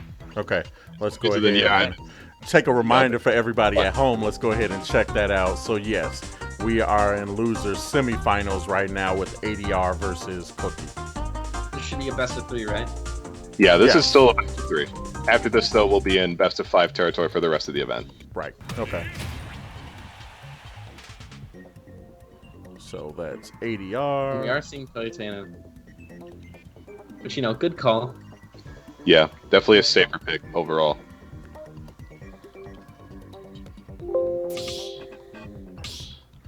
I knew they were going to switch. Good call on your end, too, then. Yeah, I was like, they're getting ready to switch. All right, so we were just talking a little bit about this matchup beforehand. Just mentioning how it's definitely something that like most people would assume is Palutena's favor, but at the same time, Pac-Man might have a little bit more to his name in this matchup than we might think initially. So we'll see how this ends up going. Seems right They up. are playing a little bit more offensively than I was expecting him to. Yeah, I guess. My guess would be like kind of like respecting that explosive flame option that Palutena yeah. can really easily go for. There it is. Right there. And then the hydrant comes down, or not, and it just leaves our astral plane. Yeah. Sometimes it it happens. just doesn't come back down. Pac-Man is just one of those characters. It's just like a living glitch sometimes. Yeah, like when you reflect the bell, it doesn't come back down. Yeah, it just disappears. All right, well, Cookie's definitely got a lead right here, but I do like ADR's patience here. He doesn't see he's waiting a little bit. He's waiting for like those moments where Cookie is more open and can actually like just unleash assault. Tried to take an early stock there by reading a roll in from the tech chase. Standard Pac-Man edge guard. Ooh, Yep. no punish on the grab. Ooh, great orange forcing Cookie to jump there, but he doesn't get much else off of that. Just closes the gap a bit. Just an Aegis there. Sitting there. Yep. Alright. See if we're gonna ooh.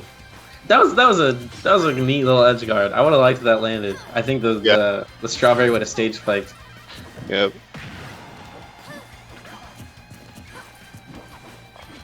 Alright, Cookie just really wants to we saw him get a little overzealous with those explosive flames.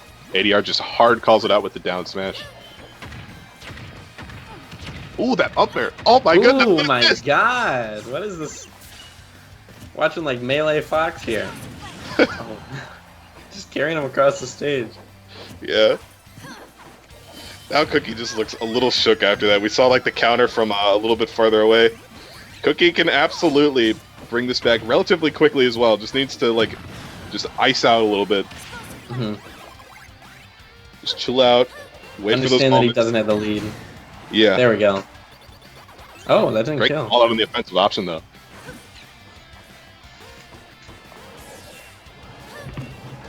Alright, yeah, tries to snag him with that down tilt. Definitely like a tried and true Palutena classic at this point for ledge trapping. Oh wow, that was quick. That just roll behind into back throw. Somehow Cookie dies. I don't know exactly. I think he gimped him. Like maybe messed up his rhythm. Oh my god, what happened there? Must have pushed the wrong button. I saw him up be really high up.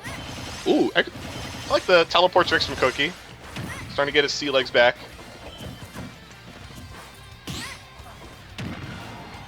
Definitely starts off the stock a lot better than he did the last. Getting 78 unanswered. Still has a long way to go though before he has a lead again. Yeah. Where he's not so much in the danger zone. Uh-oh. Gets in right before that melon gets out. Yeah. And we keep seeing ADR going for all these like forward air to up air chains. It's not something you see very often with Pac-Man at all, so it's really interesting that you pick now to Yeah, it's just a much harder way of playing. It's just really in your face, especially online when you can't really react as much to what how your opponent is choosing to respond to your actions when you're just playing really up close in their face. Ooh, and the classic up smash edge guard. Yeah, a bit of a reversal of fates here. Now we have ADR getting a little too antsy and like over aggressive with some of his options, and Cookie is just ready to just wait it out and punish. But it might be a little too late here, considering the percent difference on this last stock. Yeah, there's a lot of work. I mean, it's still doable. Palutena has some very venomous combos. Yeah, no kidding. Venomous is a good way to put it. I like it. Oh, Just yeah. sinks in. I like that up smash there to send the Hydrant and just like this really awkward angle Cookie might not be prepared for. Ooh, we see the Z drop again. He keeps on trying to read the tech rolls in, but I mean, I feel like Cookie's a smart enough player to know that that's an awful idea to do that. Yeah, it's like anything with that will get you killed. Or will not get you killed, rather. Let's go for the back throw. If you know Pac-Man's shenanigans, you just see him charge an F smash and roll away. You just, come on. You think I'm gonna fall for that? Yeah, right. Oh, I like that up smash a lot. I was confused at first. I was actually to catch the teleport. Woo. All right, this is getting tight. Pac-Man's got a lot of ooh, back air. Back air does it. Great job from ADR. We're gonna have to see something new from Cookie, and if he's gonna want to take these next couple games. Yeah, that was really well played aggression there from ADR. He just kept the pace going really briskly, and you know, for the most part, Cookie was just struggling to like really respond it like with enough time. We saw him really started to adjust to like the quicker pace like towards the end, but like we were saying, it was just a little bit too late. ADR was just able to close it out, especially with that back air out of shield, just the safe option, waiting for Cookie to overextend, and then just drop kick him. So yeah, that was going to be an interesting game one. I don't know if I don't think we can anticipate much of a character swap from either player. I think it's more so what Cookie does with the stage and just with his general approach to the matchup, I think. Yeah, ADR is quite the character specialist with Pac-Man. I think he has some jank secondary that I forget who it is, but it's something weird. But I don't think we're going to be seeing that come out. And Cookie's only other character, again, is Bayonetta, and that would just be sort of handicapping yourself. Yeah. In terms of matchups. Yeah, in the grand scheme of things, not really worth it. I also like how they're technically matching the colors, both picking their characters' respective blue. Alt color schemes. I actually don't see blue Palutena too much. Wonder why. Yeah, I don't know. All right, we're gonna see Top City. I like this map a lot for Cookie, just because you know, if Pac-Man tries to like land on some of the platforms, it's easier for Palutena to just run over there and just like shark with an up air or neutral air. Like right in a situation like this, for instance. Wow, that Z drop, that was so good. That was interesting. He did an air dodge Z drop, which is something that nowadays you actually see from Mega Man players. Oh yeah. And yeah, you can actually do that with Pac-Man too. You absolutely can. I just didn't know there were applications like that. So really sneaky stuff. I like that. I feel like ADR is constantly just going for robbery. Like, yeah. He's constantly trying to like take any hard read. He's willing to take the risks in order to take some stocks early. Because I mean, the last thing you want is Pac-Man with a stock lead. He really doesn't have to interact with you at all, and it's really easy to mess up with Pac-Man, a defensive Pac-Man in a neutral game. Yeah, sort of. Oh, that side view was neat. It was a classic trick. All right, Cookie kind of getting some composure back, bringing the lead back into his favor, as well as the stage control. That was a kind of a suspect hydrant going all the way up there, but oh, that back is a big deal. Ooh. Yeah, now Explosive Flame is going to be able to kill. That's going to be the first stock going to Cookie here, game Absolutely. 2. Oh, I like those nairs a lot. I feel like landing. I feel like just throwing out a bunch of nairs with Pac-Man is something that works really well, just because it helps patch up your transition from your air to ground game. So I'm happy to see more players start to use that. All right, let's see if he can catch his teleport. Ooh, that was actually, I don't know if he did that on purpose, but that was a really neat angle to avoid any traps that Pac-Man had waiting for him at the ledge. Yeah, I can't honestly recall the last time I'd seen like something like that. So that was really great evasive maneuvers from Cookie there, evading what otherwise would be certain doom.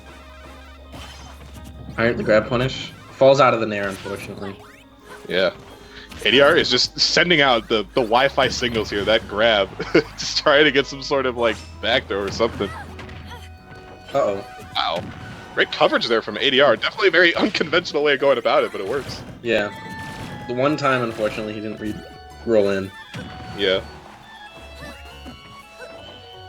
Oh.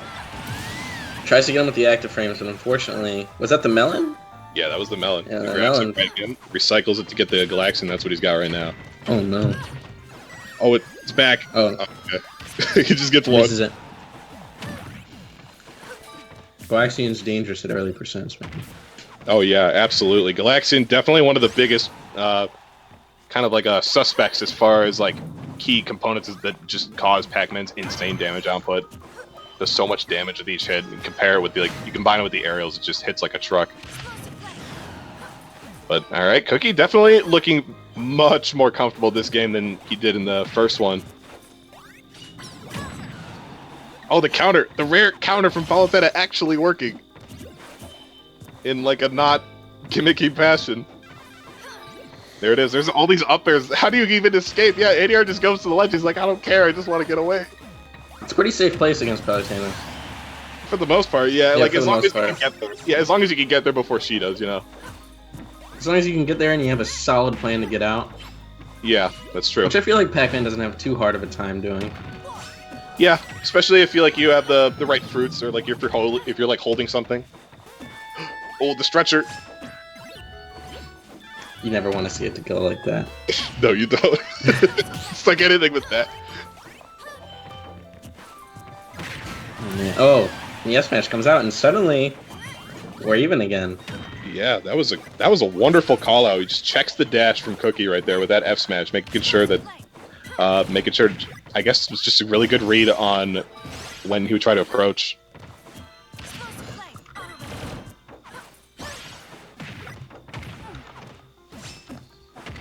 Oh, that hydrant barely missing, but the backer does. The string is starting to hurt, and the Galaxian's out. Oh, he puts it away. He puts it away immediately. That's interesting. I wonder why. Oh, so he could get the key. Ooh. This could be dangerous. Ooh. Oh, no! A little too quick. That was almost a very solid stock. ADR is just moving so fast right now. It's Yeah. so hard for Cookie to keep up. Yeah. His rushdown is actually really solid. It's crazy just to see Pac-Man switch from the slow nickels and dimes sort of play and chipping you out. Uh-oh. Unfortunately, that counter is not the greatest in terms of knockback. Oh yeah, it's definitely there. Just like reset the situation, give you like a way out if you need it. Mm-hmm. Ooh, okay, this is it now. This is starting to get very, very close. Yeah, this is next strong interaction. Ooh! It's gonna be An Blinky. F-Fest solids it out. Yeah, ADR taking it 2-0 over Cookie. That's gonna be best There's of a three. lot of upsets. There's a lot of upsets this tournament. Yeah, and a lot of them at the hands of ADR actually. Yeah. He's got his thinking cap on today. Yeah, honestly, excellent play right there, especially with that. Just keeping Cookie on the ropes, especially like once he gets the momentum. Even as Pac-Man, he just kept it rolling for a long time. Like, look at that. He just fished out the jump in right there, just dashed right back and F smash. Something that we actually saw Cookie do the last set against Akara with Bayonetta. So it's interesting to see how concepts like that can just switch so swiftly between characters. Absolutely. Nice. Let's go ahead and take a look at the bracket, see where we are coming up to losers finals. Am I right, Matt? Yeah, this is going to be losers finals now between ADR and Ikaro. Have you guys watched these guys play at any time beforehand? Is this the first time they're playing against each other? First time I'm aware of, in all honesty. Gotcha. Okay. Mm-hmm. All right, and while we wait for it, Carl, let's show some love one more time to our DePaul student streamer highlight, Flux RL, a Rocket League player that also plays No Man Land Sky on Twitch. Be sure to check him out there at Flux_RL right here on Twitch. And if you guys get a chance to, be sure to add all of your clips, favorite highlights, or even your Twitch handle in general. Make sure to send that over on Twitter by DePaul Esports.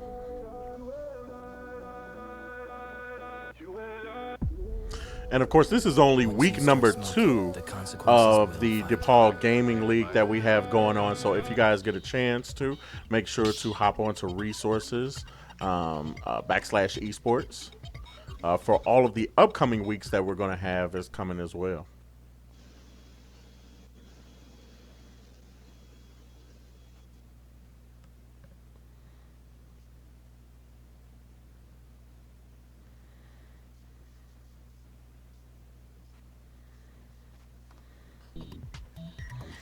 All right, and now we've got a break.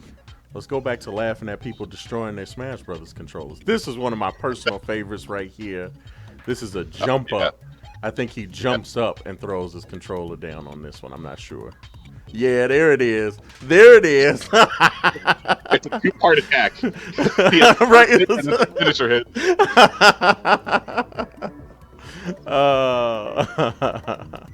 That one gets me every time. Yep.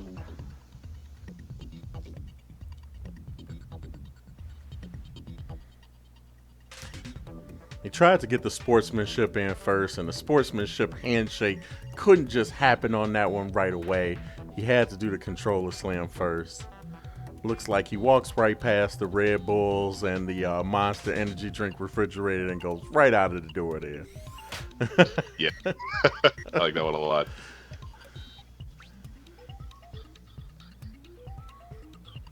Oh, this is a GameWorks special.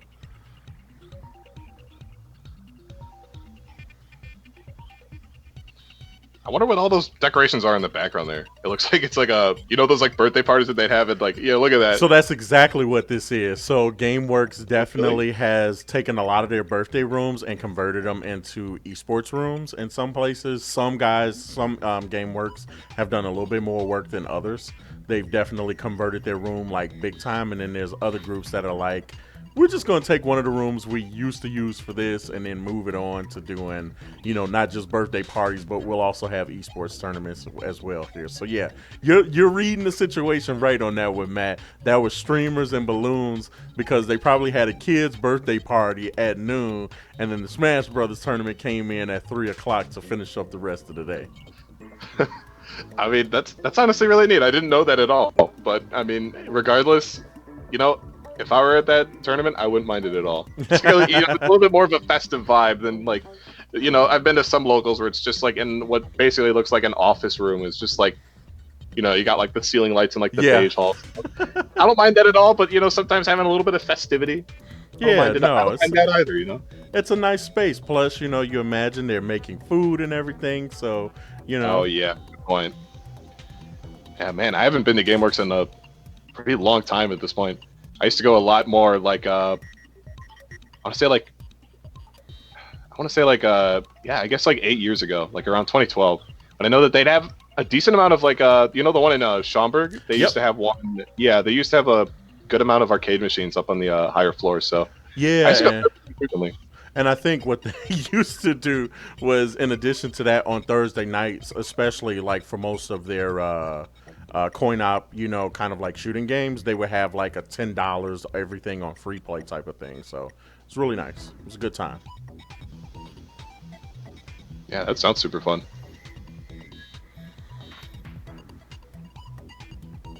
There we are, another GameWorks tournament. It just keeps happening. Yeah, I was gonna say, you know, GameWorks might be the space for that type of thing. Who knows? Yeah, I guess you never know. Some places just have that vibe, I guess. Yeah.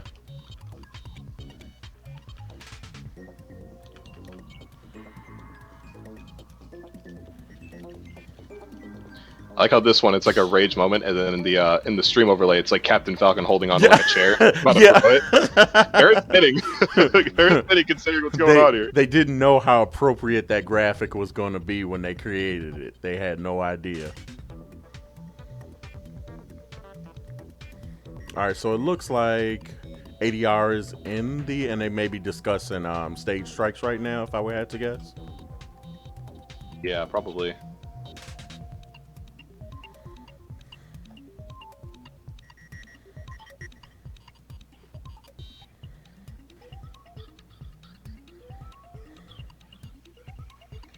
Yeah, this will be an interesting matchup because I know that I would usually say that Ikaro we're going to definitely see the Bayonetta from him because that's pretty much his tried and true main character. But we've already seen three different characters that are not Bayonetta from him today.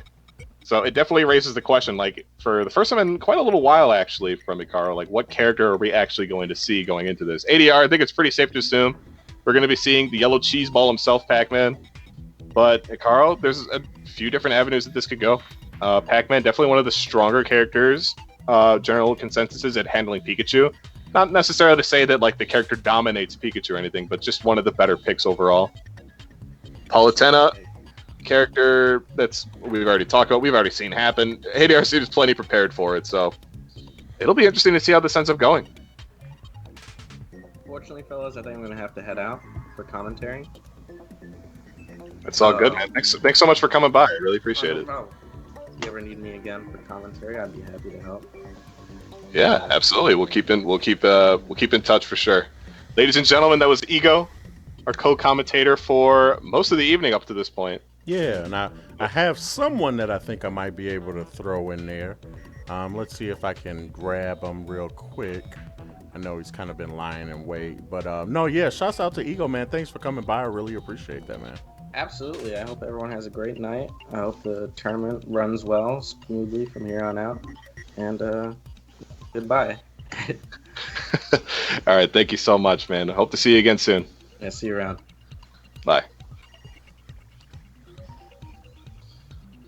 All right, yeah. So that was Ego, our old boy Joey, a DePaul regular, as we've seen around, and somebody that he definitely knows the game pretty well. He's been playing for quite a while, and he's been involved with DePaul events for a while. So it's really great to have him on commentary. Glad he could stop by. So you have somebody else would be willing to join? Do we want to try and get him on before this set goes on, or do you? Yeah, I just sent him an invite, so hopefully. All right, perfect.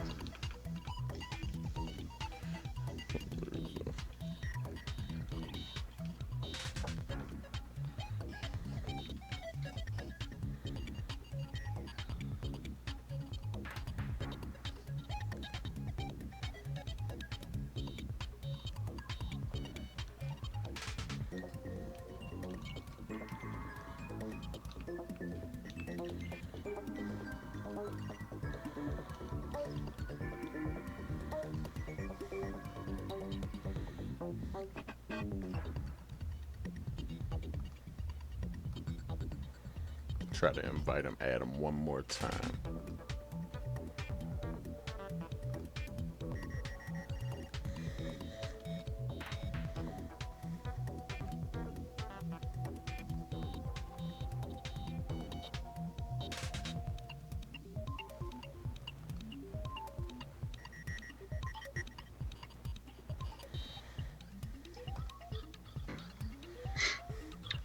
Hello. There he is. What's going on, Newt? Not much. Wait a minute. Wait, is this a melee? So we are watching Smash's greatest hits that happens to be on Melee right now, but no, we are okay. I was like, oh my god, my knowledge of Melee is like 0. So. No, we're all good, man. It's gonna be Ultimate. It's gonna be a couple of potentially a couple of weirder characters for sure. Oh, I love weird characters. It's always fun. I might need a context just because I'm not familiar with what this tournament is about. Perfect. No, we're right on time. So let's catch them up real quick. DePaul's Gaming League, everybody for that is just tuning in, is in their second week right now. This is the Smash Brothers Ultimate Tournament. And man, we sped through this, man. I didn't think we were going to have this type of speed going through this. Let's check out the bracket for this 14-person tournament that consists all of DePaul students right now. You guys are able to check out here. We definitely went through, I think this is 14 competitors. Bobby Time with a 3-0 victory and winners finals is now waiting in grand finals. And then on the opposite side, we just got done watching ADR take a very nice victory off the Cookie with his Pac-Man. And now we've got a matchup that, Matt, has this one happened before, ADR and Ikaro? Oh no, this one's brand new. I mean ADR's run in general, like the Pac-Man player, he's been going on an absolute tear throughout bracket today. He's a player that has always been, I mentioned this at the beginning of the stream, he's a player who's always been respected as a solid player at DePaul, but this tournament he's really just popped off and has just taken so many names. Nice. So that's why. I love it when Pac-Mans pop off because all their stuff are always so creative. So, oh yeah, all their absolutely. setups and everything. Yeah, ADR is not disappointed in any means with all of his creative setups, all the different ways he's dropped the fruits, all those different hydrant trajectories. He's been making this character work almost like a rushdown character. You can see right there, he's just going for all these heavy hits. Oh no! What? Wait, no. I think Bayonetta's recovery is pretty decent, so he's fine there. Man, this is very interesting. I'm not familiar with watching any of these players, but I'm gonna try my best. Yeah, I guess I could give a quick intro to Icaro as well. We had him play earlier on stream as well. He's at this point, or at least before this tournament, I would have said that he was like DePaul's like resident like solo Bayonetta player. So has a lot of character knowledge, knows a lot about matchups, different combos you could do with Bayonetta. Although this tournament, he's actually busted out a few different characters. We've seen Palutena, we've seen Pikachu, and we saw, I think, a little bit of Violet, sort of. Huh, interesting. That's a very interesting array of mains. Yeah, absolutely. So the Bayonetta, though, is definitely like the tried and true character from Icaro, though, so I'm not surprised in the slightest to be seeing that here. And it's been an even game so far, so it shows that, like, even though Icaro's got plenty of knowledge about Bayonetta and about different matchups with the character, ADR does as well. He's done his homework. Man, they're each just one hit away from taking the first stock. Yeah. Well, like with Pac-Man, it might be a little bit more set up, but... Yeah. Pac-Man's definitely has to, like, rely a little bit more on his fruits usually, unless he gets, like, a back air, like a down air, something like that. Oh, or one of those. Back throw will do it. Yep. That back air is definitely really strong from Pac-Man. Definitely a really solid kill throw, especially when you're in that corner there and you just happen to find somebody getting like a get-up attack or something like that. Oh wow, look at oh my goodness, all the setups. What is this? Nader's been doing such a good job. Yeah, just like grabbing all of the fruits and like setting them up in such a weird way that you wouldn't expect it. You just end up getting hit by it because you're not sure what to expect. Oh, the roll still gets caught with a force smash. Okay. Yeah.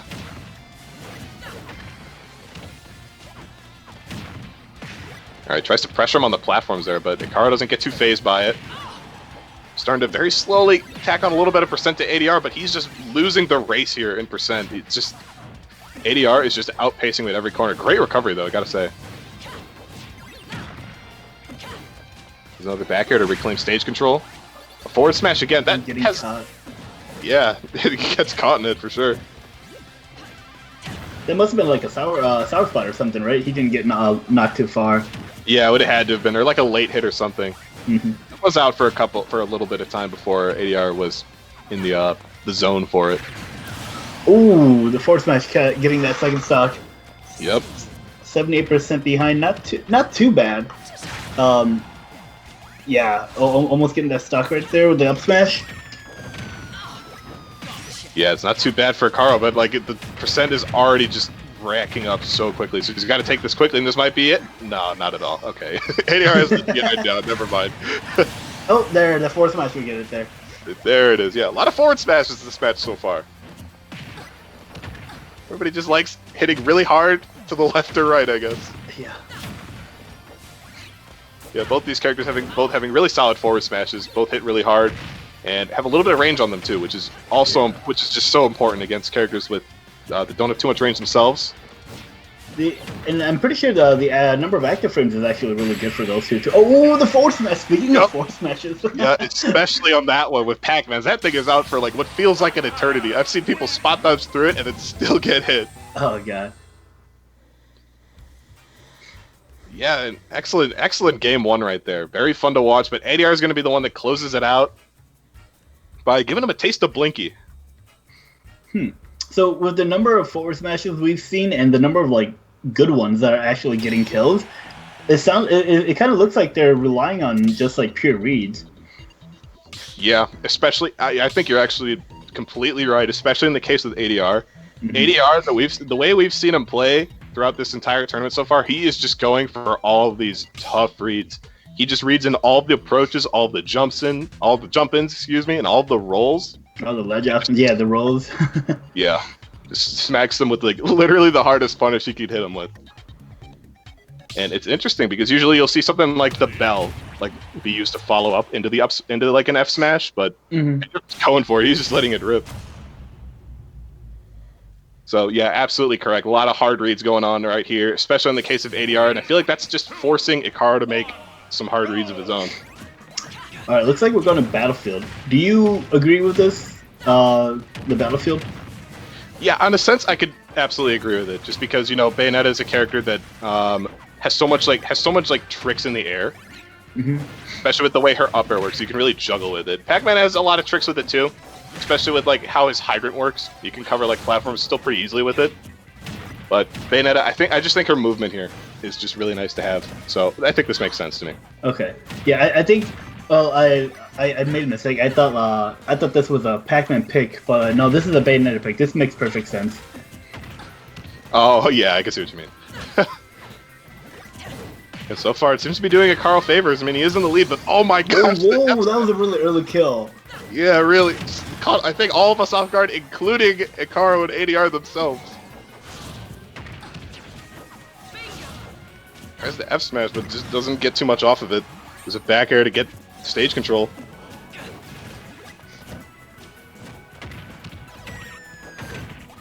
Right, there's the Galaxian. So much damage already up to 37. There we go. Only about 40-ish percentage. Yeah, nothing too crazy to amount to, especially for a character like Bayonetta who has such great damage output.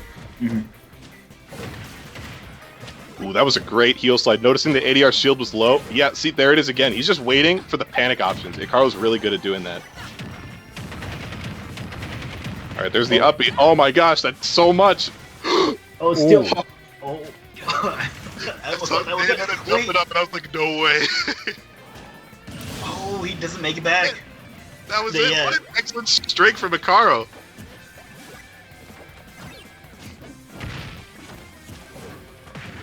Interesting down throw there. Tries to get a down tilt off of it, but ADR is just unfazed. He just keeps throwing out these F smashes. Like, one of these will hit.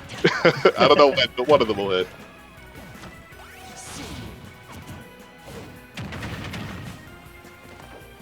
Alright, now we see a little bit of a twist of fates here. We see Ikaru getting a lot more like damage output with the stock lead, and it's just making it that much harder for ADR to really mount that comeback that he needs to make right now. Oh wow, another forward smash. Yep. There it is. Forward smash yet again.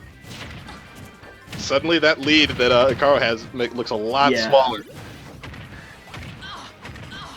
Oh my gosh. That's so much.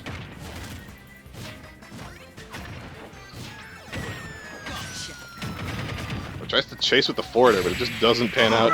Wow. Just dumps him on the way down.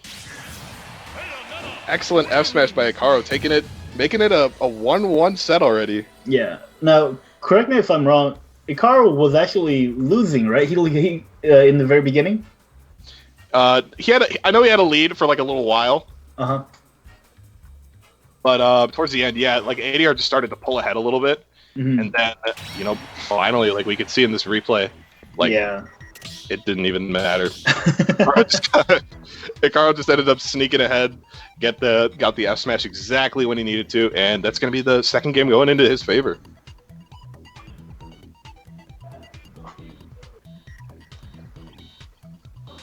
Yeah, definitely a really high octane set so far. Yeah, I'm definitely not used to seeing Pac-Man games that are this high octane. Yeah, that's what's so interesting about it, is that ADR is a Pac-Man player who's not afraid to just get his hands dirty. Like even if it's just like the most gritty form of rushdown, where he's just getting all these like hard reads and hoping that it works. Like he makes it work out. He's using a lot of Pac-Man's tricks and like his quick frame data really well to his advantage. Yeah, I would say that most Pac-Man players most Pac-Man games, I feel like it comes down to like, are you able to successfully set up the bell or not? But it looks like it doesn't really matter in this game. Yeah, I think it's absolutely. Yeah, I think that's a really good point. Is like the bell is something you see all the time with a lot of other Pac-Man players. ADR, we haven't even seen him use it once this set. We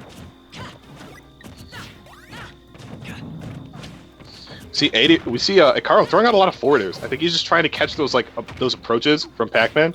You know, as quick as he could be, he does have some really stubby legs. So, as much as he could just pump out a bunch of attacks really quickly, like they're not going to go very far. So, as long as you wall him out with the right aerials, you could stuff him out. We'll go for the read. See, there it is again. Just that hard read with that F smash. Oh. Okay, that will clean the stock off.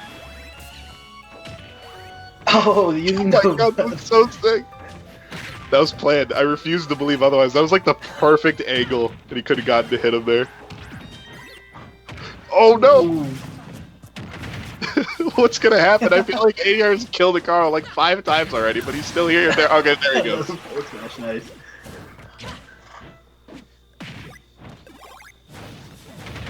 All right, the key is in play right now. As a fast projectile, it hits very hard. I think for 15% damage.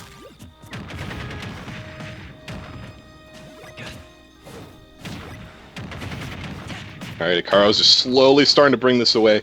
As soon as Akaro finds these moments, I've noticed, he just runs with the momentum. He's abusing ADR's tendency to just like really try and go for the hard reads, and he's just trying. At least trying his best. Sometimes ADR hits him anyway, but otherwise Akaro just goes for the punishes and racks up the damage. Ooh, a little bit of sus DI on that forward throw, but it doesn't matter. Just step back and forward smash just to catch him there. Yep. Continuing on with the set's theme of forward smashes so far. Yeah.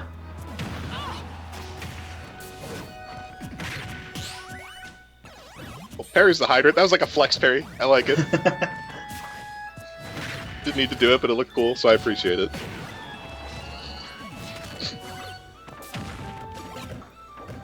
All right, now this is the first time we've seen the bell. Oh, that was fast. Again, ADR just thinking so quick. One time we see the bell this set, and he just not only uses it so quickly, but he gets the stock with it at the same time. Excellent play right there. Yeah, I think that's the nice thing about like Pac-Mans who know how to play offensively. Because wait, I'm gonna see if this. No, he's fine. He's fine here. Yeah, still up. If you know how to play offensively, you can like really throw your opponent off. Because like you'll be able to play both the defensive way with a lot of the setups, as well as knowing. Okay, the back there would clean it off. Oh, sneaks right behind ADR, stuffs the stiletto boots right into his face. Wow, what an intense. Oh wait, hold up. I think they both thought it was best of 3 for a second. Hold on. Oh. No, not quite. You guys are still in it for the long haul. Alright, yeah. Alright, we're all good to go. Never mind. Yeah, this is going to be a best of 5 considering it's losers finals. We're going to be in best of 5 territory for the rest of the tournament. And it looks like we've got to wait for ADR Salami Lid to hop back in. Bobby Time right now saying ADR is the most fun DePaul player to watch while he is waiting in grand finals. And for anybody that's just tuning in, let's go ahead and give them an update on the bracket real quick. You guys are currently watching 2-1 Ikaro ADR with Bobby Time waiting in grand finals right now after his win, his 3-0 win on Ikaro. So, Matt, we're just getting to know some of these players like that. Do you think we're going to get any character changes from these guys? Honestly, I don't think so at all. Especially from ADR. Like, I know when we had Ego on commentary a little bit ago, he said he had a couple of jank secondaries. But I don't think we're going to be seeing that out. You know, his Pac-Man, even if he did lose, even if he is down in the set 2-1, his Pac-Man is responsible for his match win so far, as well as being responsible for making the last 2 sets that he did lose, or the last 2 matches he did lose, still incredibly close. Like to the point where it's like I don't think he needs to switch, even if he did have a secret, unlockable character just like hiding on the benches. Gotcha. Similarly for Akaro, his bayonet has been doing the job. He seems to be, I would say he looks comfortable, but like I don't think he's prepared for all of the tricks and setups ADR has been throwing. Though, I mean, again, at the same time, it's like, if it's like knowledge that's the issue, I don't think Akaro's going to be prepared for it, regardless of what character he picks. Gotcha. And while we wait for those guys to come in, let's go ahead and once again make sure we divert you guys' attention to the DePaul Esports Discord server. Please make sure to hop on gamers.vote. There's a brand new topic in the announcement section you guys can check out. Be sure to check out gamers.vote. Just a recent partnership that DePaul Esports has gotten into as well. And if you guys also get a chance to, please be sure to take a look at our student streamer highlight, Flux RL, who is currently playing No Man's Sky, in addition to also being an avid Rocket League player as well. Remember, guys, if you get a chance to, be sure to tweet at DePaul Esports, include and attach a clip or your handle, your Twitch handle yourself. You can be just like FluxRL, and you guys can get your stream featured right here on the stream during the DePaul Gaming League for the next 8 weeks during this fall, right up until finals, I think.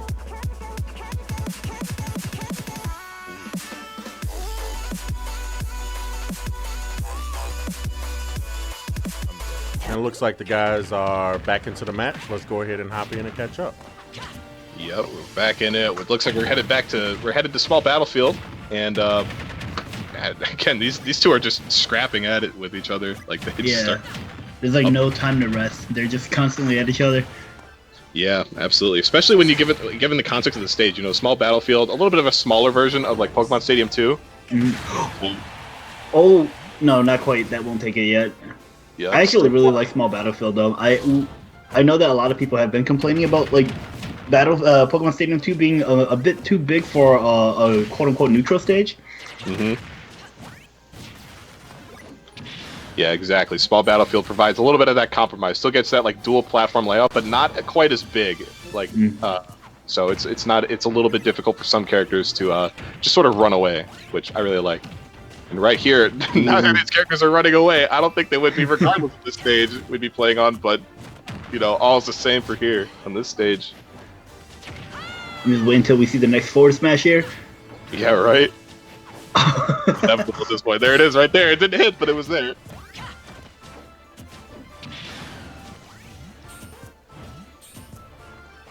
All right, ADR. Oh my goodness. What a very precarious situation where he manages to escape scot-free.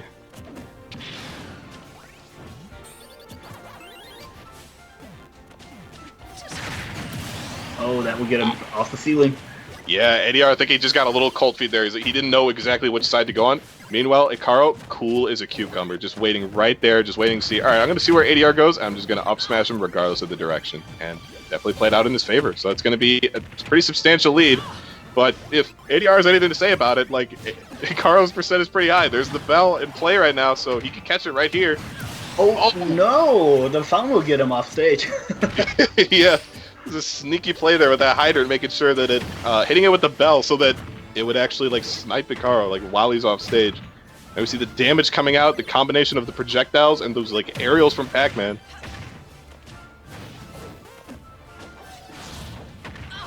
Back dodge. All right, great combos. I don't know what that F smash was right there. But maybe if Ikaro air dodged, he would have gotten hit by it. I'm not entirely sure. I mean, these reads have been working, so I'm not complaining. That's true for the most part. Like, they're a big part of like where he's getting all this mileage.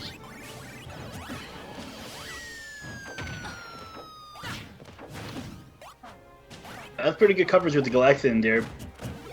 Just denied him a bunch of space off the ledge. Yeah, exactly. Just shutting down some airspace, which Bayonetta preys upon. But oh my god, the forward smash yet again. This time catching the landing. Okay, we got a different a down smash this time. Yeah, down to last stock, 0% each. Key is in play. A lot of times we might see him like try chucking into the hydrant, but no. Ikaro upbees with the hydrant. That adds to the damage. Ooh.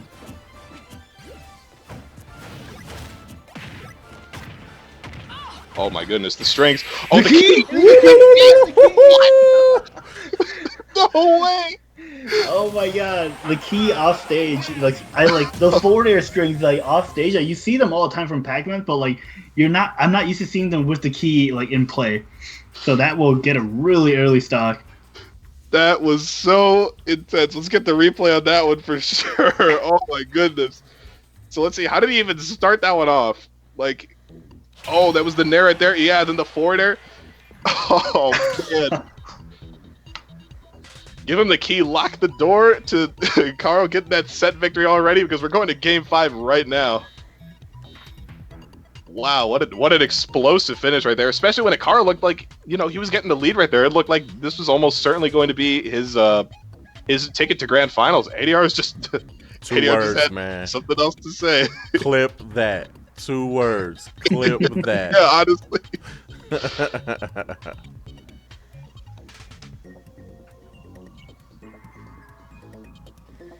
Man, what? What do we even say going into Game 5 now? We've clearly been proven that literally anything can happen. Anything at this can point. happen. Yeah, no, something that I thought Icaro started off pretty solid. It was pretty solidly at first. Turned around pretty quickly. I couldn't even say that I think that he played dangerously, honestly, towards the end of that. That really just kind of took me by surprise. I think you had one of those moments where, again, ADR's Pac-Man suddenly got really aggressive and I think found a groove that worked out perfectly and used the borders to the stage to his advantage on that. So, yeah, absolutely. I think you hit the nail on the head right there. Like that stage pick definitely helped him in his favor right there. Using that platform to start that last string, and using the smaller blast zones in comparison to something like Pokemon Stadium 2 to his advantage right there to get that early kill with the key. So, all right, we're gonna be heading into Game 5 here. This is it. This is for all the marbles. At least all the marbles going into Grand Finals. But right. Yeah, stakes are high.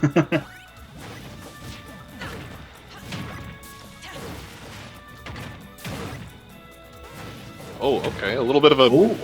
Oh, that's scary. Oh! That's really unfortunate. It's definitely unfortunate ADR wasn't ready for it, but Icaro also definitely just knew that like there was nothing ADR could do to fight back. It was like, you know, I'm just going to go for the aggressive play, see if it works.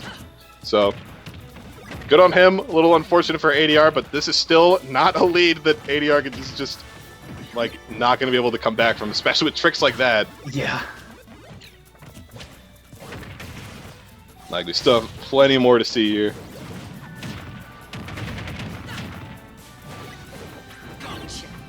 Oh, no.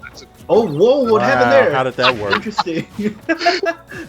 Okay, so, I know what happened there. So, Pac-Man's F-Smash is a lingering hitbox, right? It's out for a long time. So what happened is that, oh my god, that's... Oh, okay, that can't get... Back throw. So really much is happening, you can't explain what happened in the last stop. This match is ridiculous. Oh my god, it's already... Okay. I don't even know what's happening at this point. Let's keep ADR down to pick a play. 0%. See if he can get this... get that stock more as soon as he can so he can tie it up. Oh.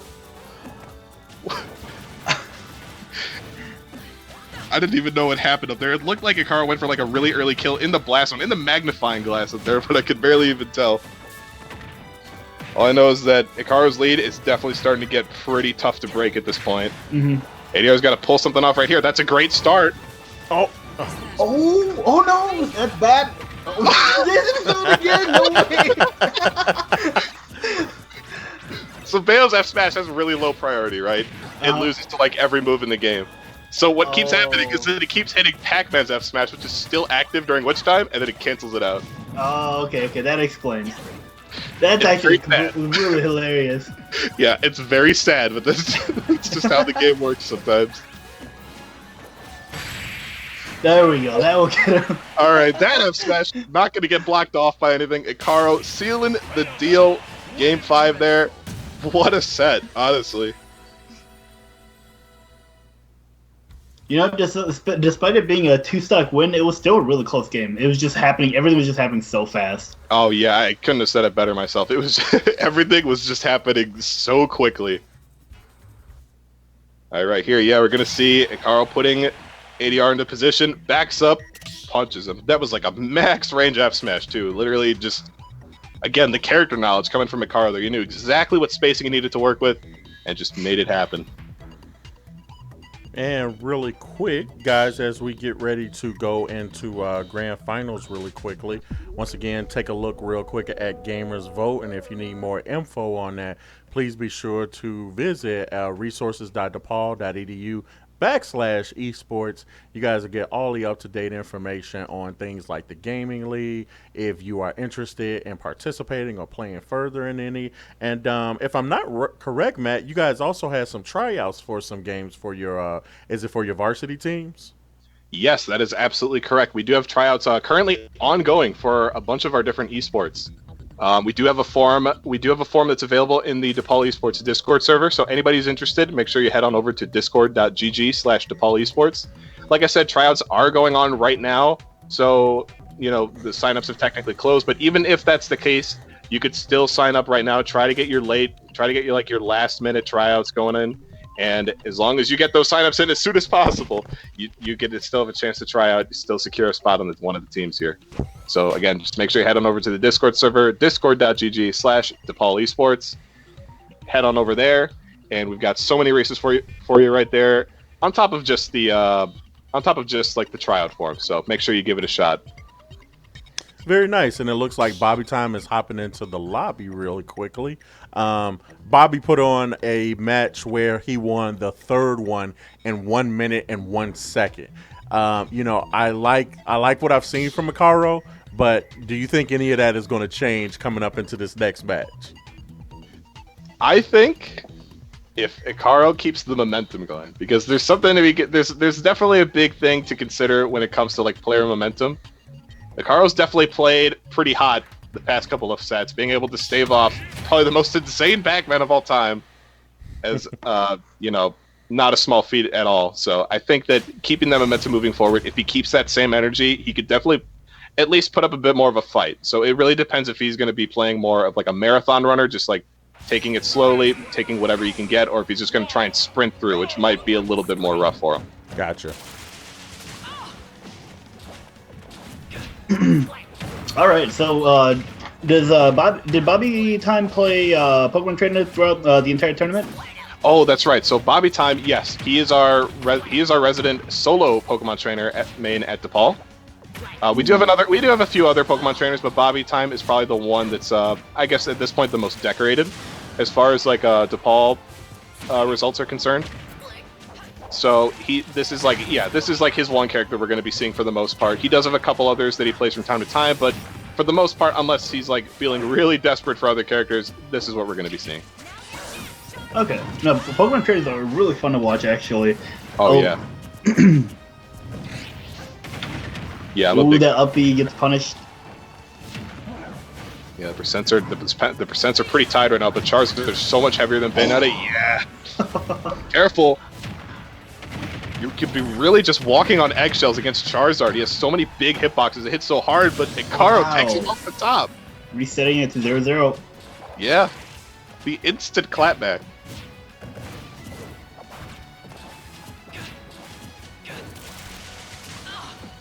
Ooh, there it is again. That's something that Bobby has been using a little bit more as of late, is that up B out of shield with Squirtle, because it has so much range on it.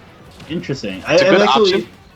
I never considered it as an option, but I don't play Pokemon Trainer. But that's really cool. It has a good forward range. Does it cover a little behind you as well?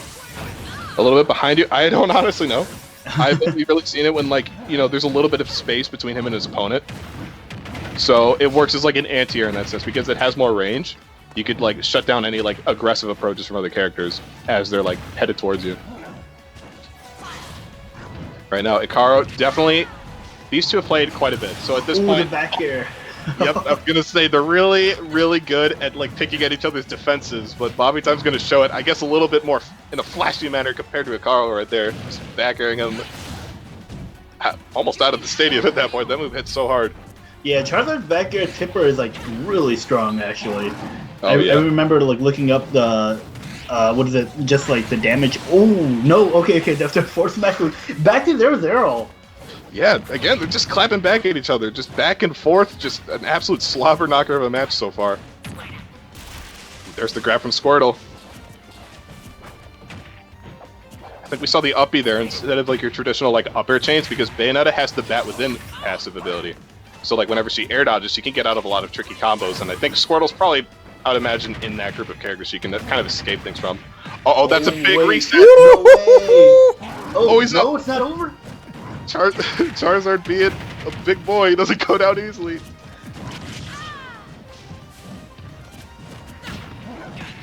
Alright, this is starting to get tight.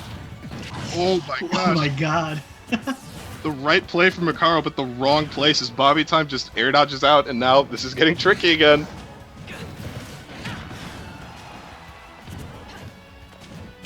Ooh, smart dash, smart jump away from Hikaru, not jumping into that like up smash range from Charizard. No, that won't kill yet.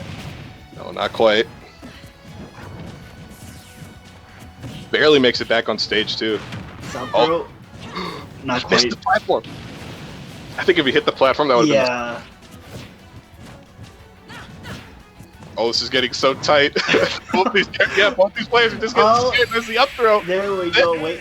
Yeah. That'll clean it off.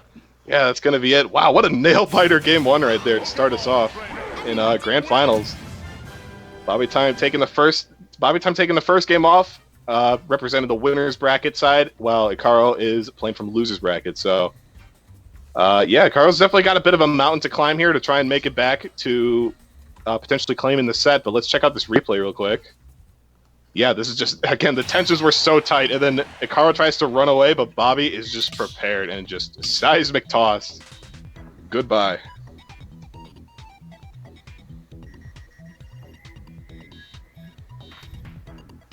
So yeah, that was definitely a really tight match. I'm not sure what stage we're going to go to at this point. I know that Bayonetta is definitely a character that's really fond of like the smaller maps, but I mean, Pokemon Trainer is good on like everything because you know there's so many different yeah, you have options for everything. Yeah, exactly. Okay, so it is going to be Yoshi's story. Yeah, this is definitely. I can see this as being a really good stage for Bayonetta. Yep. It has the triplet kind of like Battlefield, but it does have a much lower ceiling too. Yeah, as opposed to like Battlefield having a very high ceiling, Bayonetta, like or rather, Yoshi's story has definitely a much smaller ceiling. So it's going to make it easier to get those like combos right off the top that we saw in the first game actually. Ooh, good string there. I like that. I like finishing off the combo with that nair there from Bayonetta because it puts your opponent in a weird spot.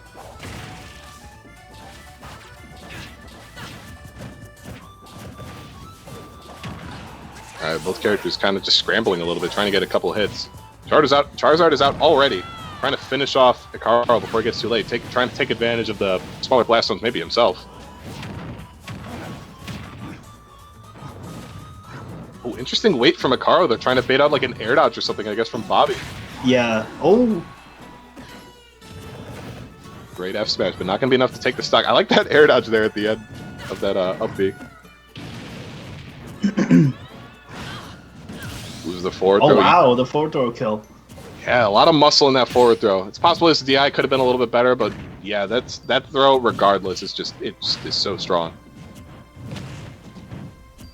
Oh, Bobby Time just trying to carry the momentum with the Charizard, and I guess Ikaro got a little caught off guard. ESDs right there. Oh, interesting action down there off of the platform. Yeah, I like that. Ooh, the rare down tilt from Charizard. You don't actually see that all too often. Oh, wow! The switch! The switch statement. That was such a statement from Bobby Time. That was definitely risking it at all too, because the percentage is so high and Squirtle is so light. Yeah, really. Ooh, there's the witch type, but no, Charizard hits him anyway. Oh. Look, here we go. Ikaro gets stock here. Ikaro does not have the best luck on Yoshi's story so far this tournament against Bobby Time. It just has been playing out. Bobby has been making the stage work wonders for him so far.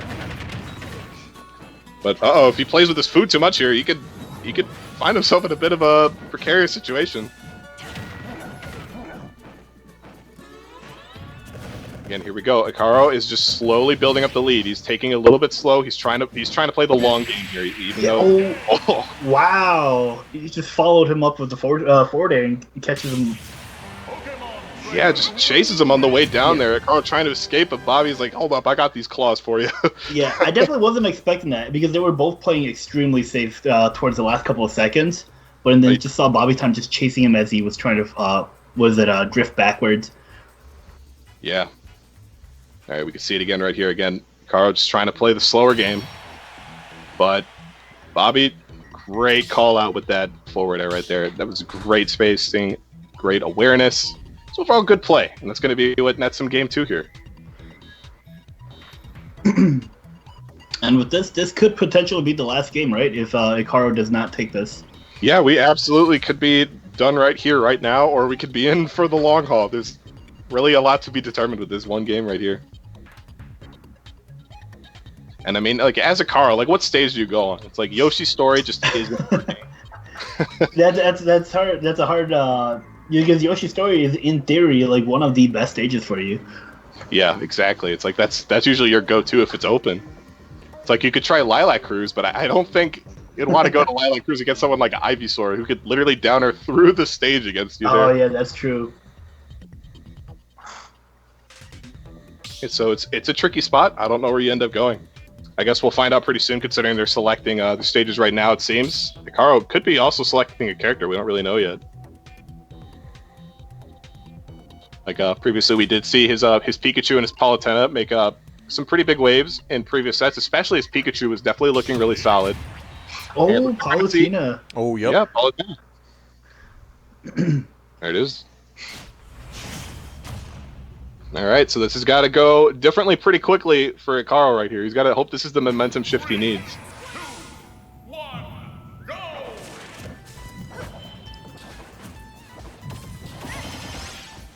So Final Destination is interesting. I like this for Palutena, absolutely. I think as far as that, I think as far as the character and stage combo is concerned, Hikaru made the right play. We just gotta hope that Bobby is not like we just gotta hope that his Palutena is definitely good enough to stave off Bobby's just pressure and it's just general like trickery that he's pulled off so far.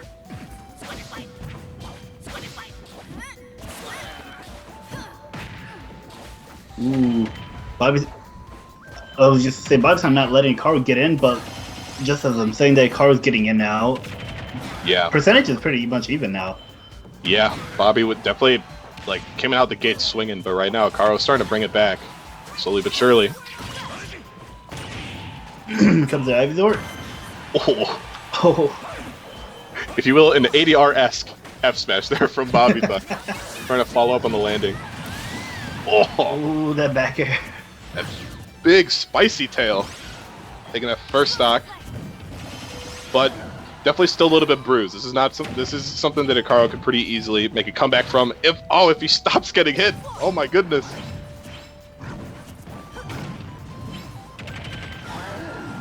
Ooh, the up tilt. I kind of like that. Up tilt's an interesting move with Palutena. You don't see it super often, but it does have its uses. So it's interesting when people do find uses for it. Oh, that was nice. I like that a lot.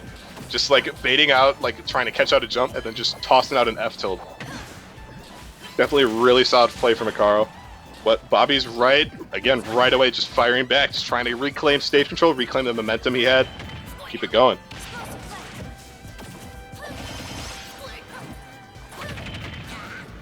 Oh, again, the tilt again. Just using it as like an anti-air. Yeah, her Palutena's tilts they actually have pretty decent active frames. Mm-hmm. Just like not letting him get in. Yeah, that's a good point. They're just out for a while, so it's just like a space around Palu that you just can't like escape from.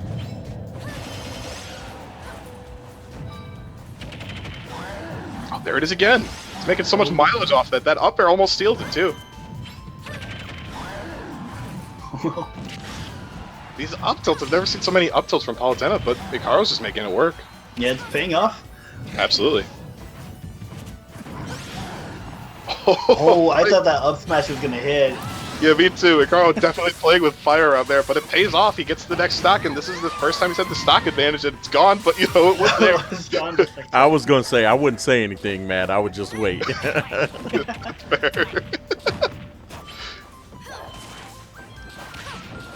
Bit of a weird side B from Bobby, but a weird side B from Hikaru as well to respond.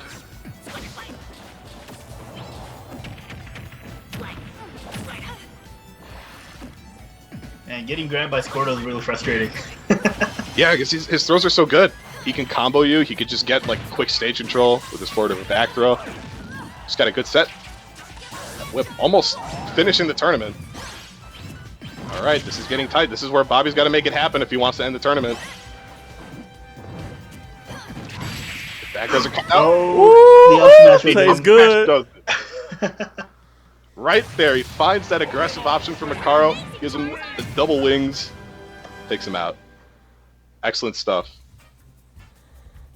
And yeah, that is going to be the tournament. That's going to be Bobby time, sealing it 3-0. I don't think Bobby dropped the game today. But despite it being a 3-0, it was really fun to watch. These guys were just at each other's throats. Yeah, absolutely. Like regardless of that, again, excellent, just out of shield up smash. Akara getting a little impatient, but Bobby Time just firing back. But yeah, like regardless, like it was definitely a closer set. Mhm. Like you could have like. And looking at this, yes, you are 100% right. Bobby did not lose a set today. He has a perfect. This looks like a perfect 12-0 on the night. Congratulations to him. How'd you guys think the tournament went? A little bit you got to see Newton, and of course Matt being here the entire time. It was actually really fun to commentate this because it's been I haven't really seen commentate other players besides the ones from our group, so it's fun. It's fun to see other new folks every once in a while. Very true. Very true. Yeah, I gotta say, even on like my end, as somebody who's seen like every single one of these tournaments, in all honesty, like this was definitely one that really brought a fresh, like a bit of some fresh taste to some of these matches. And it seems like they're just playing some other matches here. No, yeah, that's perfect, man. I always tell guys, go ahead and get some friendlies in afterwards. And while we have a second, man, let's go ahead and give one more round to take a look at gamers.vote. Guys, if you get a chance, be sure to hop onto the DePaul Esports Discord and take a look at the brand new channel that our very own Courtney James made for us. And it discusses everything on not just the team update and things like that, but very specifically gives the mission statement of gamers.vote. DePaul Esports is a official partner for it as well. So yeah, be sure to check out the voter registration topic in the DePaul Esports Discord server. Also, let's be sure to give some love real quick to our student streamer highlight, Mr. Flux_RL, avid Rocket League player, also a student at DePaul University. If you guys want, please do check out the student streamer highlights here, but also if you want yours, make sure to tweet at DePaul Esports, including your favorite clip or your Twitch handle. Remember, check out Flux_RL there. And if you guys want any more updates, please be able to hop on to resources.depaul.edu /esports for the rest of the 6 weeks, I think. Yeah, we've got 6 more weeks of DePaul Gaming League with a number of other titles coming. Next Friday is going to be Rocket League. And with that, Matt, am I leaving anything out? I think you got everything pretty much good to go there. I think you covered all the bases there. Yeah, thank you all so much for watching. This has been an absolute blast to be commentating and just overall just being a part of the experience. Sweet. And I hope you guys all felt the same. All right, perfect, guys, man. Well, this is Kevin Fair signing out.